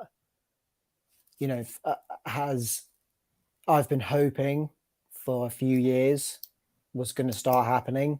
And when it all started, like, so just things like my Instagram followers going up, and like my TikTok followers going up, and like my streams all going up, like everything's like going up, and it's starting to get really like good. It's starting to really get into like a proper meaningful place now. And I think to myself, like, how many years prior to now have I just against everything with literally no reason to do it other than because it's what I want to do. Exactly. Like, no money coming in, no followers coming in, no increase in your streams, like none of it, seemingly for no point. You just going out and going on like a 5-day tour and doing your back out and being really tired and like pretend like, it's obviously it's great, but like really, really tiresome and lots of graft and lots of hard work. But it's like, it now all feels like it paid off because now exactly. I'm not even anywhere near done yet, but it's like, just certainly for this chapter, do you know what I mean? Like, I've for the first time, I've kind of had that feeling of, I'm so glad I did all of that. I'm so glad that I made that decision to just do it, because I knew that at some point in the future, I was going to look back on what I did in the past. And I didn't ever, this is one of my biggest fears in life, is looking back and thinking to myself, I'm so annoyed that I didn't do this, or I'm so annoyed that I didn't do that, or I'm so annoyed that I did this, blah, blah, blah, blah, blah. And sometimes it's unavoidable, but not in my music career. Like, I have just almost taken a vow to just do and try as literally hard as I can to get this to work and to get this to go. And I feel like for the first time, I've kind of looked back and thought to myself, I'm so glad I have stuck to that, because I'm now starting to see some success. Like, I'm starting to see some exactly what we were talking about earlier results. Exactly. So it is worth the wait. It is worth the wait because it feels great. It does feel good, and you get that fulfillment. Yeah, 100%, 100%. And the thing is as well, like, I feel like a lot of people who are in a position where they have like a buzzing TikTok account, I feel like lots of people like take for granted the fact that they have a big following, and that all they have to do is upload something and they'll get loads of likes, loads of comments and stuff like that. I try as hard as I can. Can't do all of them, of course, but I try as hard as I can to, at the very least, just read the comments. Yeah. Even if I can't reply to, I can't reply to most of them because I'm a busy guy, of course, and you'd be there literally all day because there's on some of them there's like thousands and thousands and thousands. Exactly. But like for a lot of them, I do read them, and it's great. Like, I do not ever take it for granted. I sit there and just portion out a piece of my day to go and read what people have taken time out of their day exactly to write, and I think that's really, really important. And obviously, I do try and respond to as many as I can. And it's great. It's good. Good. Multiple goods. All right. So next question. Oh, it's going to be a good one. So if you want to, what are you working on after Someone Told Me Why? Like, or a sneak peek, or like what's dun, dun, dun. So yeah, I guess rather predictably, if you like, but yeah, I will have another single coming out this year. So this will be my second single this year. We're hoping for around November time, October, November time. Okay. The song is still being produced. It's still in the box at the moment, and I'm plowing away at that not as we speak, but around everything that's currently going on in my life is that. So that's a work in progress. That's happening. So yeah, that's really exciting, and it's. I think it's. I'm not going to give too much away, but it's very much like I see it as like a night and day for Someone Tell Me Why. So Someone Tell Me Why is a very kind of uplifting, summary song. And then this next record is going to be obviously sonically similar vibe, soul disco, that kind of thing. But it's going to be a much more wintry, slightly darker, more sort of, don't know what the word you'd say is more sort of not like joyous, uplifting, more sort of like trying to think of the word, haunting. That's the word. Haunting. Okay, Slightly more haunting aspect to it. So I got you. I'm looking forward to that, which I think I know. would work nicely when it's kind of November time and it's all dark and cold and that kind of thing. So yeah, Hopefully, yeah, I can't wait to hear it. For I'm, sure, I'm for me yeah, personally. I'm glad. And I Thank dig you. your and I dig your sound. Trust me, I did my research. I went and listening to your music. I'm telling you, I'm a fan now. If you don't, Thank you.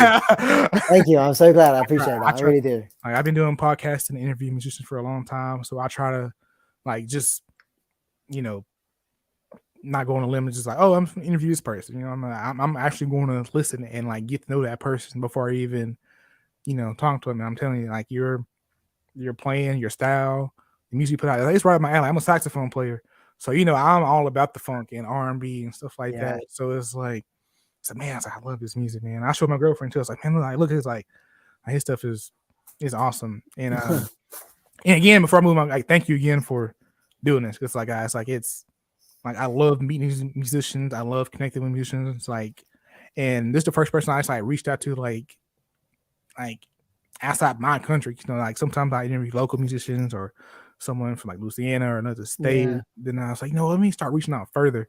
So Yeah. and like you, the first person I reached out to, and like he was like, "Oh yeah, let's do it." And I was like, "Awesome, Mate, as I said to you earlier, I genuinely try my hardest to respond and interact and talk to as many people as possible, and I love doing stuff like this. I love doing interviews. I feel like musicians never, that it's very important that they get an opportunity to talk. Oh yeah, stuff, that's the reason why I started that music podcast, and I looked like something else I can do with my music, and I was like, what if I just start, interviewing musicians and talking about music and stuff like that on a podcast? Because there's not that many podcasts out there that really absolutely, really doing that kind of. Like you got like the Joe Budden podcast, but that's mainly like hip hop. I'm just trying like in general overview of like everything. Next week I could interview a hip hop or a rock artist, or like funk pop artist, or mainly a jazz artist. We're all on the same journey. Do you know what I mean? Everybody's on the same journey. Everyone's on the same journey. I mean, I just love chatting. I love chatting. I love talking about stories and journeys and what do you like or what do you like and all of this. I love all of it. I just think it's really, really cool. I just find it all really, really interesting. I like talking about it. I love stuff like this. I love stuff like this. All right, and I just realized I did a double question, so so I was gonna go off the top of the dome here. So generally, when you write guitar, are you just really, I know you write yourself, but are you producing? Are you like mixing, mastering everything yourself? Or are you like going out to the people? Like, what's your general like songwriting process? I say that's a general free question, if you don't mind sharing. Yeah, no, of course, yeah, no. So it's all to put it extremely, bluntly, it's all me. So awesome. I mean, it is awesome, but I know it's long. It can be quite taxing as well, because sometimes you do just wish that you had somebody else in the room who could just do this better or could do this quicker. Not necessarily better, but quicker. That's why I was talking to a producer friend of mine. It's like the main reason he got like all his equipment in his room and like the hardware compressors is just to be faster. Like, just absolutely, because it's like a whole thing for me. Like I have to, from start to finish, I've got to come up with the song, I've got to write the song, I've got to finish the song, I've got to, because I believe writing a song and finishing a song are two different things. I have to then record the song, all the instruments, drums, bass, keys, vocals, the whole lot. Then I've got to produce the song. Then I've got to master the song. Then I've got to release the song. Then I've got to market the song. Man, I am literally, I am that living future musician that everybody's talking about at the moment, where the whole thing is just done by one person. And like, I do have a team of people now, like, and my team is starting to grow, which is great. So I do now have more people who can help me out on some of the aspects, but those aspects are really just, they're all post-release at this point. So everything right up to the marketing stage is still fully down to me. And it's really, really great because you don't fall out with anyone. Mm-hmm. You don't have to worry about creative differences. You don't have to worry about something being left in a song, not because it actually has any musical value, but just because you had an argument about it and that was the compromise decision. I'm sure it's worked for many, many other musicians down the road, but I just think that sucks. If something is in a song, something needs to be in a song for a reason. And I like when I was in a band, for example, something I started to realize was stuff like that can happen. And, most of the time it can lead to good stuff, but when it leads to bad stuff, that's Yeah. when you just start getting really frustrated and really resentful, which I accept is probably my problem because, of course, bands have been going for many, many years and bands always fall out and there's always creative differences, but that didn't stop, the Beatles, the Who, Mhm. Zeppelin, like all these They kept going. Stones. Yeah. I'm sure they've all wanted to kill each other at some point, but they've still kept going. You know what I mean? So maybe that's a reflection on my ability to compromise. I don't know. I'll happily accept that maybe it is, but certainly for the time being, like when it comes to music, I just want to make sure that anything that comes out of my brain is kept fully within my control, not because I feel like I know better, but just because if it's within my control, if it goes well, I can reap all the rewards. And if it goes badly, I can reap all the lessons learned. Mm-hmm. And that's fine with me. Like, I think that's like a fair way of doing it. And like music production is like a whole thing for me as well as being a musician. Like, so, I have a full-blown first-class degree in music production. So I'm like a completely qualified producer as well. I've got a great studio. I've got lots of really cool gear. Like I try and do stuff as properly as possible, but it doesn't make it any quicker when you're having to do it all. And I feel like sometimes having to be the producer and the songwriter Yeah. and the musician. That's why they switch the degrees are the way they are. You got the degree in music production. I end up education. literally sorry, Mm-hmm. carry on. Sorry, carry on. No, it's like that's why they separate the degrees. Like, you got music education, music, production. You got your the what's the one, like for me over in the States, like when we first start, everybody has the general degree. Like, okay, the general associate's degree is just music. Now, when you start going to your bachelor's, that's when you choose. All right, do you want to be a music education, like a teacher level, or do you want to be like a music production, like producer, like one in the studio recording, learning how to mix and master people, or do you want to just be just a music like musician, like that's your main thing. You don't want to teach, you don't want to produce, you just your main study is music, and you're just practicing on your horn or your guitar, you just like that. So there's like 3 ways you can venture off to, and people understand. Like, I think it's all. I mean, it kind of is all the same, really, but there's like aspects like this: the time to take to master your instrument, or the time to take to master teaching somebody, or the time to take to master, recording a musician. It's like it's a lot. And to do all 3 of those things, because I don't know if you teach or not, but if you do teach, like, that's a lot. Yeah, like, no, I do teach. I do teach Mhm. as well. See, Teaching, it's a lot. teaching's fun.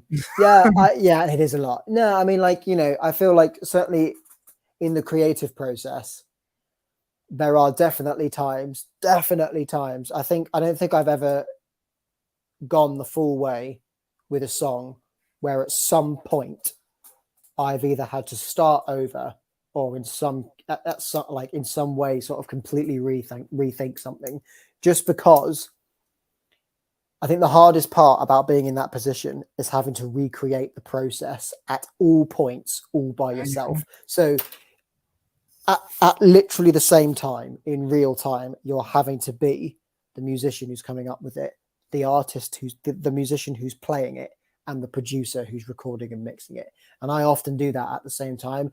And I think what people often fail to understand is when you've got like 3 different people who represent that little corner of the process, assuming you're working with trustworthy individuals who are appropriate to work with for whatever it is you're trying to do, whatever outcome you're trying to get, that's where it can be fantastic, because you've got some, if you're working with trusted individuals, that's where you've got somebody who can say, well, no, you can't do it like that because that doesn't make sense for this outcome. Like, or you can't Mm, play it like that because the song sonically is being produced like this. Therefore, you got to try and create a sound that goes like that. And sometimes when that's you, that is impossible. It literally impossible sometimes. Like, I have got to stages in songs where, because I've been focusing too much on what the artist wants and not what the producer wants, I've got mhm. myself into a mess and thought, I've got to start all this again. Or it's sometimes the other way, where I've been thinking too much about what a producer or like the ideal song should be, and been ignoring what I actually want to do musically. So, Mhm. for example, that can be not choosing to not do a guitar solo in a song because we want to just get to the bridge, because we're Yeah. at 2 minutes 45. You haven't got time for a solo. And then the artist in me goes, I'm a fucking guitarist. I'm Like, we got time for a solo. There's we got always always time for a there's solo. always time for a solo. Like, there's always time for a solo. What are you talking about, man? Like, talking to myself, like, you don't know anything when you're. And then I'll just start fighting with myself, like throwing punches and all this stuff. But like, but yeah, it can be a very difficult process. But I mean, yeah, as I say, from top to bottom, I try and just sort of be as objective as is possible in that scenario, and that does mean putting aside almost like differences in myself. Do you know what I mean? Like, so I want a guitar solo, but actually, maybe in this instance, that actually isn't appropriate. And I'd like a guitar solo, but it's just having that voice inside you to say, no, do what's best for the song, Yeah. not what's best for you. Do what's best for the song. Um, but so far, thankfully, I can say that I think it's yielding results. Certainly, like, someone tell me why was probably my biggest success in terms of that process going right. Mhm. I feel like I had that down really nicely. I got everything out in that song that I wanted to musically. Um, I think, the song, the meaning of the song was nice. It was personal. The genre, the type of song I wanted to write sonically was appropriate. The Mhm. way that it was produced was well in keeping with the standards I'm wanting to hit and the sound I'm wanting to create. I was really, really happy with that. Then I mastered it as well, which is cool. Like, that was really, really difficult, but I figured that out. Um, and the marketing campaign has been short but sweet, and the most Mhm. successful one I've ever done. So, like, I'm um, listening to yourself sometimes is It's good, and just sort of making that separation between everything and grappling with yourself is sometimes a good thing to do. mhm. Yeah, it gets tough, trust me. Talking about the marketing campaign, and then really personally, I had some advice given to me about when you're recording something and you want to add more to it, but it's like, nah, let's do what's best for the song. It's like Yeah, someone always told me, it's like, you know what? Sometimes you gotta save stuff for the live show. yeah, 100%, It's like, 100%. you do what you can, for the song, for the radio, or for the streams, because especially being like more of a saxophone. Of course, I do a lot more jazz, so improvisation Sure, is like yeah, key to absolutely. what a saxophone player does. So it's like it may not be one, something one want to just listen to, quick 2-3 minutes of some jazz, R&B, soul, whatever. And then you can always make an extended version, or you can always have a live, recorded live version of your song played somewhere, Yeah, to give people like different aspects of that song. So that was something that was real key for me. Like, I yeah, struggled with at a point, and I was like, man, I want to do this, I want to do this. And then by the time I get done, it's like a 10-minute song or yeah, whatever. yeah, yeah, yeah, Like, so it's like, absolutely. your true fans, they'll listen to it. But like, someone Mm. like trying to push like the new art, like new people and new fans, is like, they just probably won't listen to a couple minutes, like Yeah, I mean, some. I feel like going forward,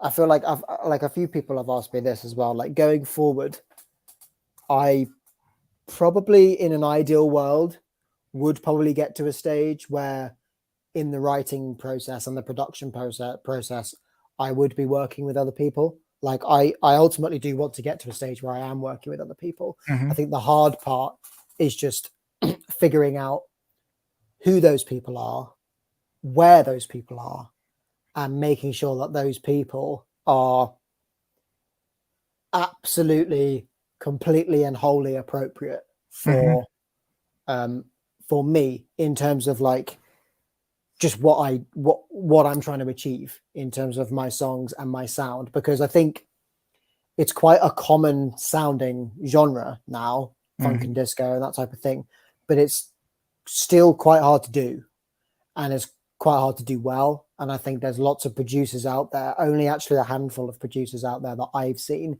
that can actually mix a proper funk and disco, sort of like a funk and disco record with all the like the appropriate vintage nods, if you like, to making it sound like authentic. Do you know what I mean? Like, and what I mean by that is anybody can sort of get a 4/4 beat into Logic and kind of mix it, but I don't think there's many people who can put a 4/4 beat into Logic and make it sound like it's been recorded in the 1970s. You know what I mean? Exactly.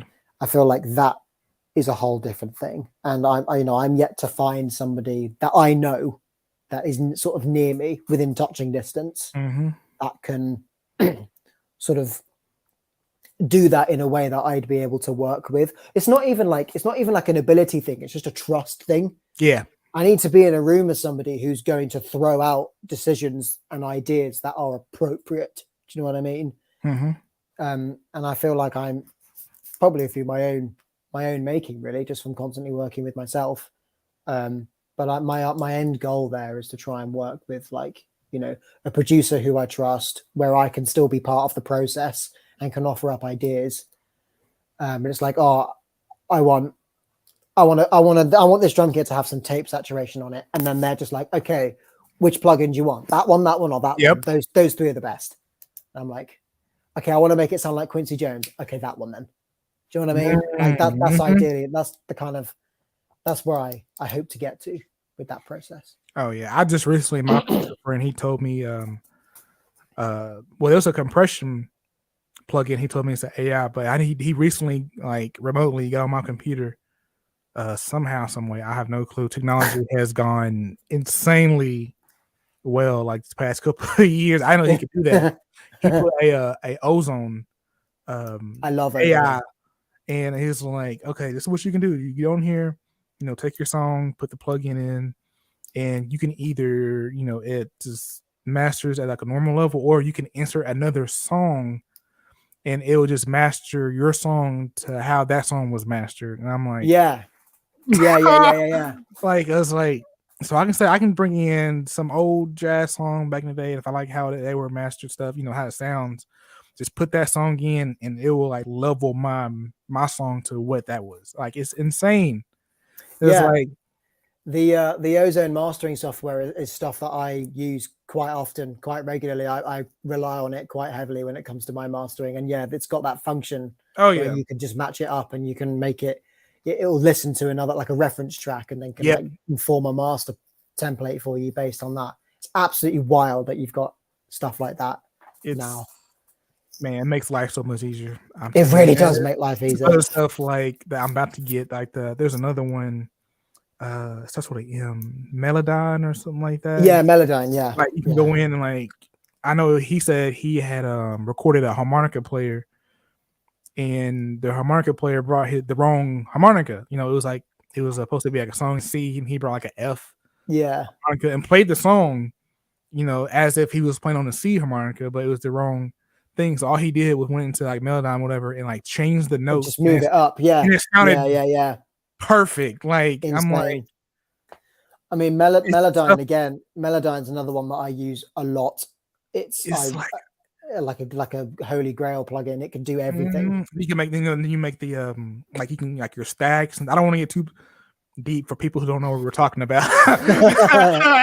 It's like your melodies and your stacks and stuff like that. It's like I'm like, life. So, and I think, like he told me, it's like, it's not about being better, it's about being faster. Like, absolutely, stuff, it makes everything, I ain't gotta re-record myself over and over again. I can just record one part and then go back in and just change the notes how I want them, the chords and the structure and everything, so I can just move on to the next thing, Yeah. So absolutely. But moving on to the next question. Actually, I put these questions pretty good in order because it's like everything's connected. Like, it's flowing the next one. So it's like, so the next one I had was like, what makes you feel inspired to write?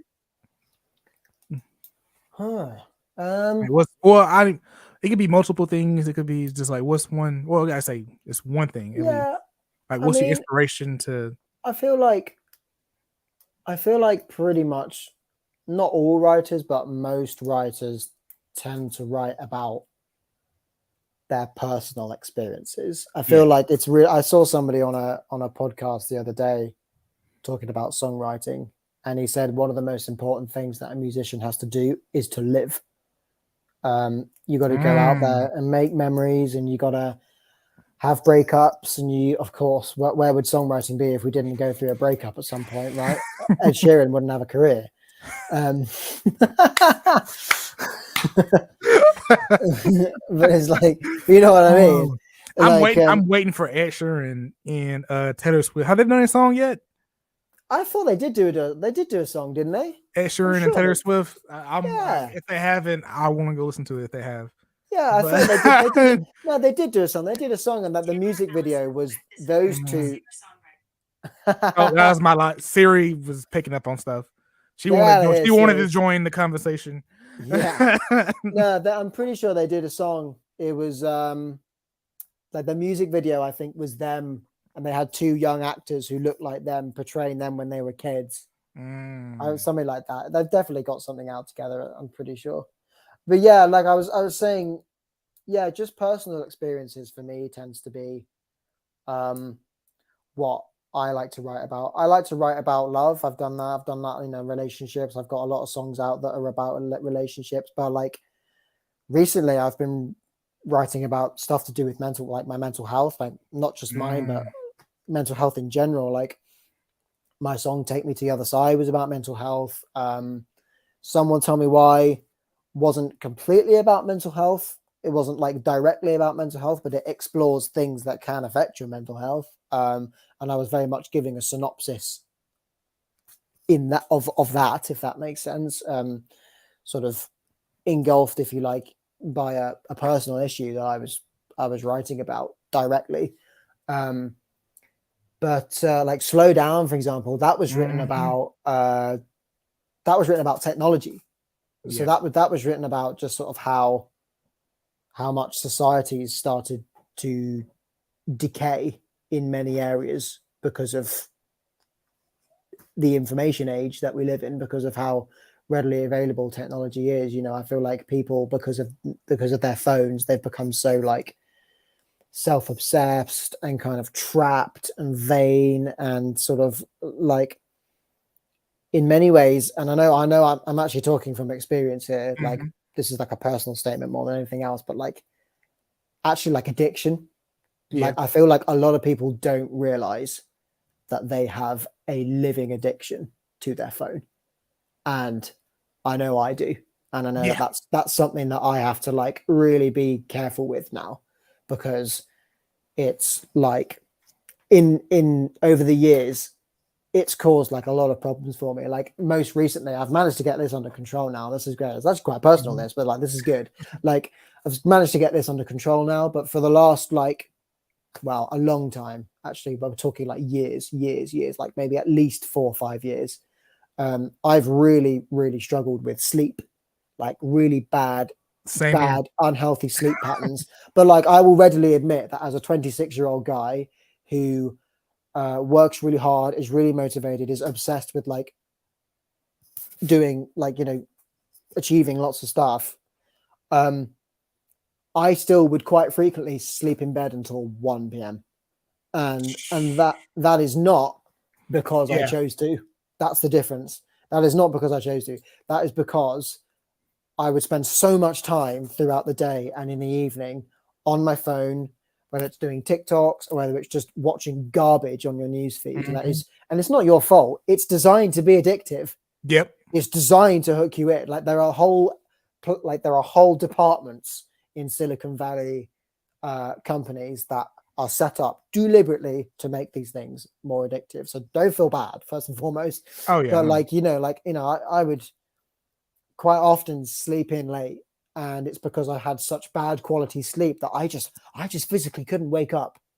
Like I recently moved house, and I said to myself, when we move into this house, I'm restarting everything. and I'm Mhm. cracking down on this stuff. And thankfully, I can now say I'm in a position where in the last month, I only slept in till 12 once. Other than that, it's been like 8:30, 9 a.m. every morning, which is absolutely great for me. And I'm super chuffed with that. But like for a long time, it was not that. And it's really, really difficult. Like even if I go to bed late now, my body still naturally wakes me up at 8:30, 9 o'clock, because I put the phone down and I don't touch it for like a good couple of hours before I go to sleep. Instead of being on my phone before I go to sleep, I read a book.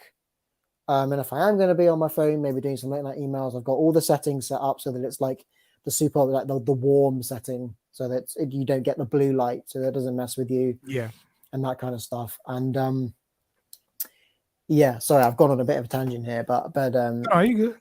I was talking about what Slow Down was about, and yeah, I was talking about that, Mhm. like phone addiction, and how like dramatically it can affect you. And I think there's millions and millions and millions and millions of people around the world readily using something that is as addictive, if not more addictive, Mhm. than smoking, drugs, gambling, Yep. the works. It's all there. It's all the same thing. It's all the same neurological pathways and sensations that go into all that stuff I just mentioned.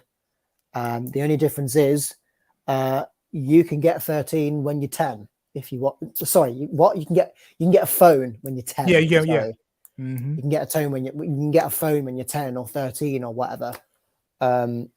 But you can't smoke until you're 18. You can't gamble until you're 18. You can't drink until you're an adult. And it's just like, why can you not drink until you're an adult, but you can have a phone when you're like a kid? Because I would probably say having a phone is more Oh, addictive toddlers, man. Like than yeah, even literally. maybe maybe set up the iPad for the babies and stuff like that. The watch. Oh, dude, that's a classic. I mean, I'm not gonna sit here for a moment and start trying to like say that I know better when it comes to being a parent, because A, I'm not a parent, and B, everybody raises their kids in their own way. But like, I do find it quite like slightly sad when you've got parents who do decide that the quicker, easier option is to just stick a screen in front of their baby, like their toddler, and just shut them up that way. Because it's kind of like, Yeah, if that's their main solution, yeah, that's like, don't get me wrong, I get that it's an easy way out, but it's Mhm. gonna cause such an unearthly problem later on in life being exposed to screens that early on. Do you know what I mean? It's not like screens in the 90s. No, You that's know, different. when I was a baby, like with VHSs, you didn't have it. It wasn't like that back then. Do you know what I mean? We can all watch a film. Watching a film is fine. Do you know what I mean? You know, these I'm talking about screens that have specific lights put in them to Mhm. keep you there. Do you Like know what I keep you mean? there. And algorithms that are designed to keep you hooked, that just feed on the information that you give it. Exactly. Have you seen Um, the Social Dilemma yet on I Netflix? have seen The Social Dilemma. Yeah, Man, that opened up my eyes when I first saw eye that. opening. Really, really, I'm talking really about one of the best things I've eye seen on opening. Netflix so far, I agree. I other completely than agree with Stranger that. Things. But Yeah, yeah. but I yeah, love that one. Netflix. Netflix is great. They do some great stuff Mhm. on there now. Yeah, The Social Dilemma. That's one of Mhm. those things that I try and tell as many people as possible to watch, Yeah. because it's not just like I don't say watch it if you want to watch it as something fun to watch on a Friday night. I mean, like, Mhm. watch it if you want to actually To prevent learn. yourself from giving yourself an issue. Like, because I think we've all got that potential, that risk for it to get out of hand. And I think for a lot of people, it has got out of hand and they don't even realize, they don't even know. Mhm. And I think what's really interesting as well is people are having mental health problems and having difficulties in their life, struggles in their life, like mine, for example, not being able to get out of bed until 1 p.m. They think, or rather, they don't realize that that's to do with their phone. They Yeah. think it's just something to do with them. They think it's because they're lazy or because they're not motivated, which means, well, maybe I just don't give a shit about life. Or no, you do Mhm. give a shit about life.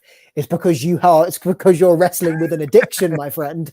Exactly. That's the difference. That's like the thing that people need to sort of have like almost screamed at them in some cases. It's just like, Your mental health problems are not because you're a failure or because you're a bad person. It's because you're actually dealing with an addiction, and millions of people are dealing with the same addiction, but you don't realize it's an addiction because it's become such an ingrained part of your life that you won't even realize it. I could be here all day talking about this, I but know. it's a crazy topic I know. and something I'm quite passionate about.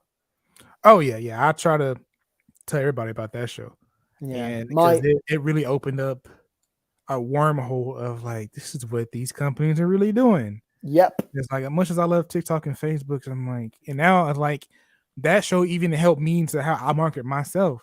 Yeah, It's like, exactly, okay, so if I absolutely. want to do this, this is what I'm gonna need to do to get these people hooked in, or this is how I need to run my ads on TikTok, or Yeah, my ads on Facebook. It's like, these are how they're targeting.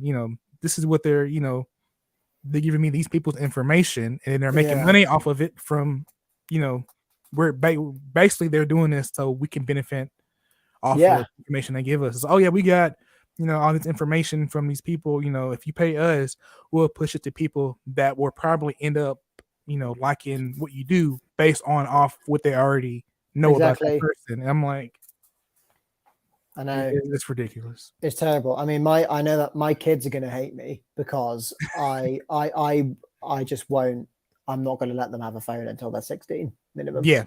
Oh and like yeah. they're going to absolutely hate me for that. But I'm just going to have to try as hard as I can to just To say to teach them them, and trust me, just trust me. I Mhm. know you're not going to trust me now, and I know you're not going to listen to me now, and I know you're going to think I'm being a pain in the ass now, but just trust me as your father, who's got your entire well-being completely in my heart. Just trust Exactly. me. This is for your own good. Mhm. Like, just trust me. I'll make a deal with you. If I'm right, you can have your inheritance. You can have my inheritance, which you're gonna have anyway. Yeah. But you It's can like, have it. You can have it you now. can have my inheritance, or you can have my inheritance. It's like, Yeah. pick That's one. yeah. You know what I mean, though. All right. Speaking about that, leading to the next question. So you're talking about kids. If you could turn back time and talk to your younger 18-year-old self, or really any point of your younger self, what would you tell like yourself? Ooh, that's a good question. Mhm. I mean, I guess, as you say, I guess it really depends on which part of my life I'm going back to. But I know that if I could go back to when I was maybe 18, or yeah, 18 is a good one. Or rather, when I could go back to whatever age I was Yeah, at, whatever age you when like, I what's was, something you would tell yourself at a younger age with like the best, I guess, advice or whatever, or something like what's the first thing come in your mind? Oh, I wish I could go back in time and do this. yeah. Basically. So, Yeah. I mean, yeah, if I could go back in time, I would just, I'd say to my, if I could go back to a time when I was about to start music properly, so that would be when I was about 18, 19. I was Mhm. about to start music as a solo artist, release stuff, do tours, all of this, do all the stuff that I'm doing now. If I could go back to the start of that phase, I would say to myself, hurry up, is what I'd say. I'd say, hurry up. Um, Stop with the dilly dallying. Mhm. Um, do it now. Don't do it tomorrow. Do it now. Um, Obviously, you got to live a bit as well, of course. And I will always say that, but just whatever it is you want to solve, just do it now. Exactly. Get it out of the way and do it now. So, for example, you remember that thing I was talking to you about, sleeping until 1 p.m.? Mhm. Sort that now. Yeah. Just sort that now. Just get that under control now, and don't let that spiral into a problem, which it inevitably did. But like, I think with the rise of social media and all that stuff, that when I was about 18, that was like 2014, so it wasn't quite as ingrained as it was now. I would just say, just get on social media, get anything new that comes out, get straight on it. Um, do everything and just do it more. Don't worry about stuff. Just get stuff out. That's the main key, I'd say. But yeah, in to summarize it all, hurry up. Yeah. With the main I note, would say with the myself, main idea being like, time goes pretty quickly. it does. And as time goes even faster when you lose 2 years of your life because of a pandemic. So, Man. I feel like my whole life is on +2 at the moment, in the sense that I feel like my music career is where it should have been at the age of 24. Mm-hmm. You know what I mean? But because we lost those 2 years, you couldn't really do anything. Like you could, but you couldn't, not properly. Yeah, not properly, no. So, I'm 26 now, so it's a shame. 2 years is a long time as well to lose, especially when you're in your 20s trying to make a career out of music. 2 years is a very long time to lose Mm-hmm. at arguably a critical age for an artist. Yeah, but it also, what I learned in COVID, and I had said this on a couple of podcasts before, it's like we learned to, I know you say anything about hurrying up, but we actually learn how to slow down too. It's like to just actually think about, okay, I may not be Absolutely. playing, I may not be doing things I was doing, but what can I do? Yeah. It's like, oh, we need to get back in the studio. That was like the main focus of like a lot of musicians I talked to. It's like, now we got time to actually sit and write and make better music and stuff like that. And realizing, especially with COVID and all the death we've seen, is like, life could end personally for us like at any moment at this case, with this COVID and then the monkeypox stuff going around and who knows what in the future.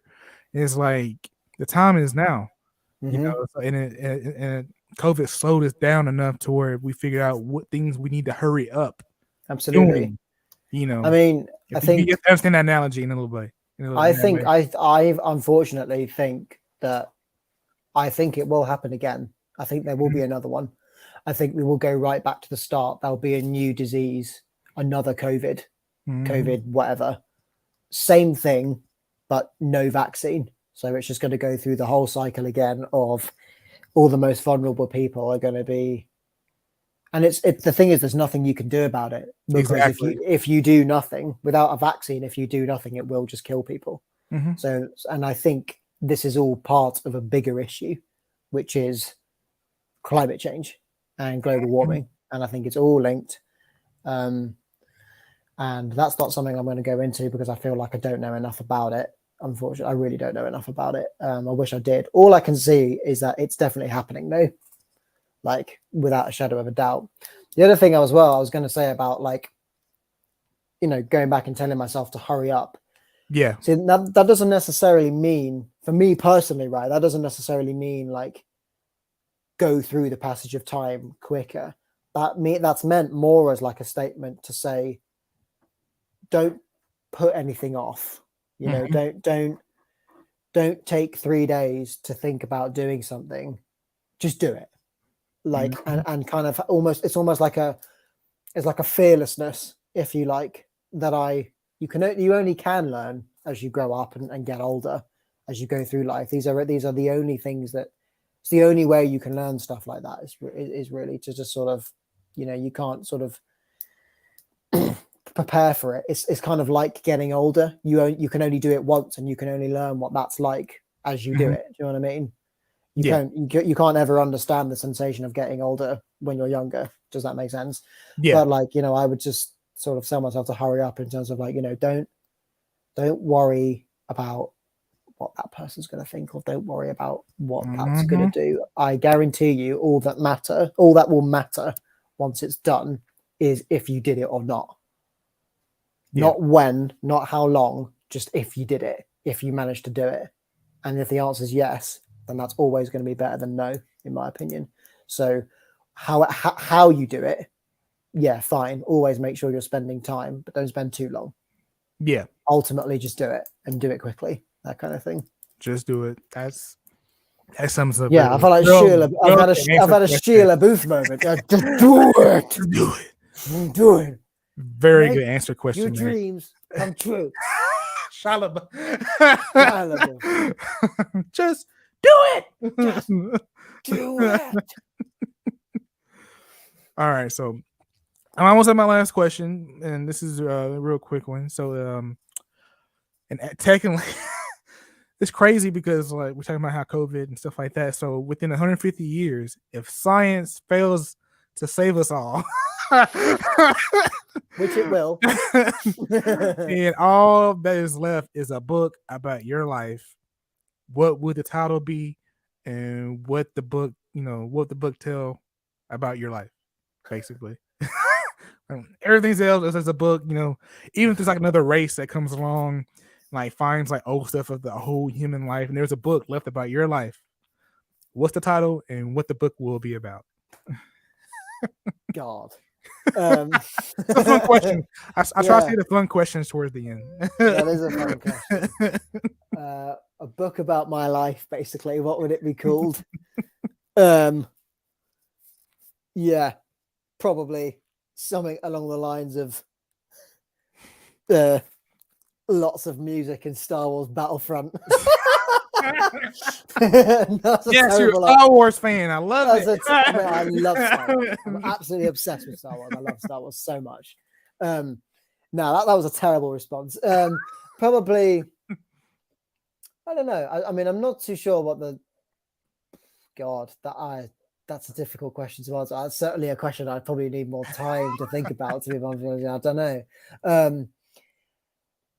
Yeah, something along the lines of that's fine. Star Wars and music. That's Star Wars and music. That'll do it for me. Yeah. I mean, yeah, something along the lines of working hard, don't look back, and make sure you're always spending your time on memories and not money.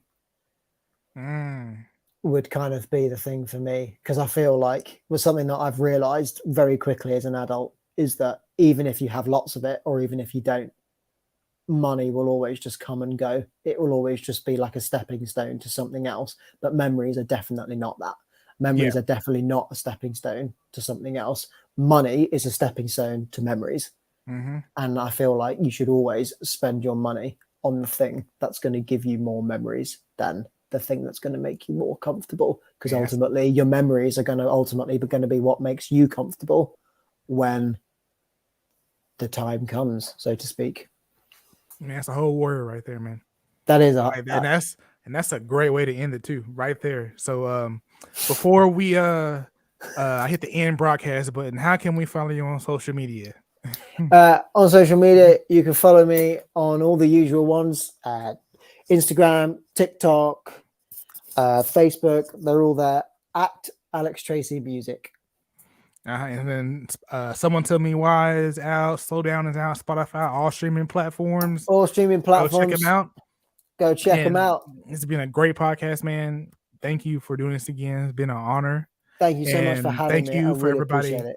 Thank you. And thank you everybody who's listening, who's subscribed to listen to the podcast. I'm gonna do my very best to get this out as fast as I can because my daughter has surgery tomorrow, and like I got a couple more podcasts. Yeah, sure. I got 2 kids. I got a daughter and a son, and she got a little bump on her tongue. We have to take her to the dentist too to get it removed. Oh, bless her. Yeah.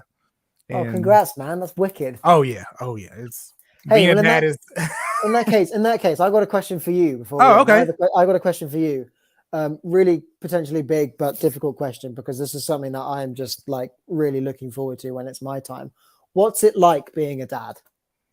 Man, it's scary at first. It's scary because as much as parents, even though when because you got 9 months, until you really like have the child. So within that 9 months, it's like, all right, I'm preparing myself, watching videos, trying to get into parent mode.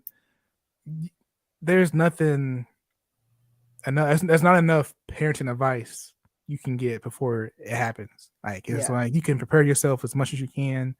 You can read all the books, watch all the videos, and get as much advice. But until it happens to you, it's like you're still gonna like be scared. I guess it's still going to be learning experiences, and you're not gonna do everything right. As much as you learn, you sort of steps. You're gonna fall down, but you gotta pick yourself back up. It's like like I'm not the only parent out there. Yeah, like you're gonna mess up. It's like that's what. Like you can. I got diaper and wipes, and then like you gotta that's what like much sleep, work. It's like it's draining. Yeah, so it's like that's some advice I can give. Is like just don't be scared when it happens. Like you're gonna have good times, you're gonna have bad times, but that's the part of growing as a parent, you Yeah. know. So I guess as well, like, you know, everybody's life is different, everybody's children are different, everybody's way of doing things is different, everybody's situation is different. You exactly, know, because there's a whole and as they get older, it's like these kids, have certain personalities or yeah, stuff like that. Something your parents may not experience with you, but you're experiencing with your kids. Like you go to advice, like, oh, my kid's doing this. I'm like, I don't know. I didn't experience that with you, so you're on your own on that one. yeah, yeah, Especially in day and age, with like kids growing up, and we have more people coming out, in the gay, lesbian, and yeah, the different communities. It's like some of us, like if my ever kid ever decides if he wants to, same sex, or my daughter, it's like like it's still new, it's like to how to be able to deal with that. yeah, Some of my parents probably had no like regulation because there's a long time we were raised to be a certain way, boys to be boys, girls to be girls, yada yada, this and that, and then like what a man's supposed to be, what a woman's supposed to be, you yeah, know. But times have changed, like my absolutely. friend. So it's like All the better. for the better, yeah, for the better. It's like, okay, well, Absolutely. we have these new ways of we have to parent now, like, and that's with anything like racism, with the different communities we have now, which is just it's changed for the better, but we still have to raise our kids like in the best way possible, you know. Absolutely. And it's still, and Absolutely. it's like I'm saying, you always gonna be learning. And like when my kids grew up, things might change for them. Like I may not have the Yeah. answers for at the moment, and that's something they're gonna have to learn with their kids. Growing Yeah. pains. I say that, Yeah. but Absolutely. when things change, it's always for the better, you Yeah. know. So, but anyway, I'm gonna go ahead and end this. Thank you again, Alex, for coming on. I appreciate it. And thank y'all for listening. And I'll see you on the next podcast. Remember, stay sexy. Peace.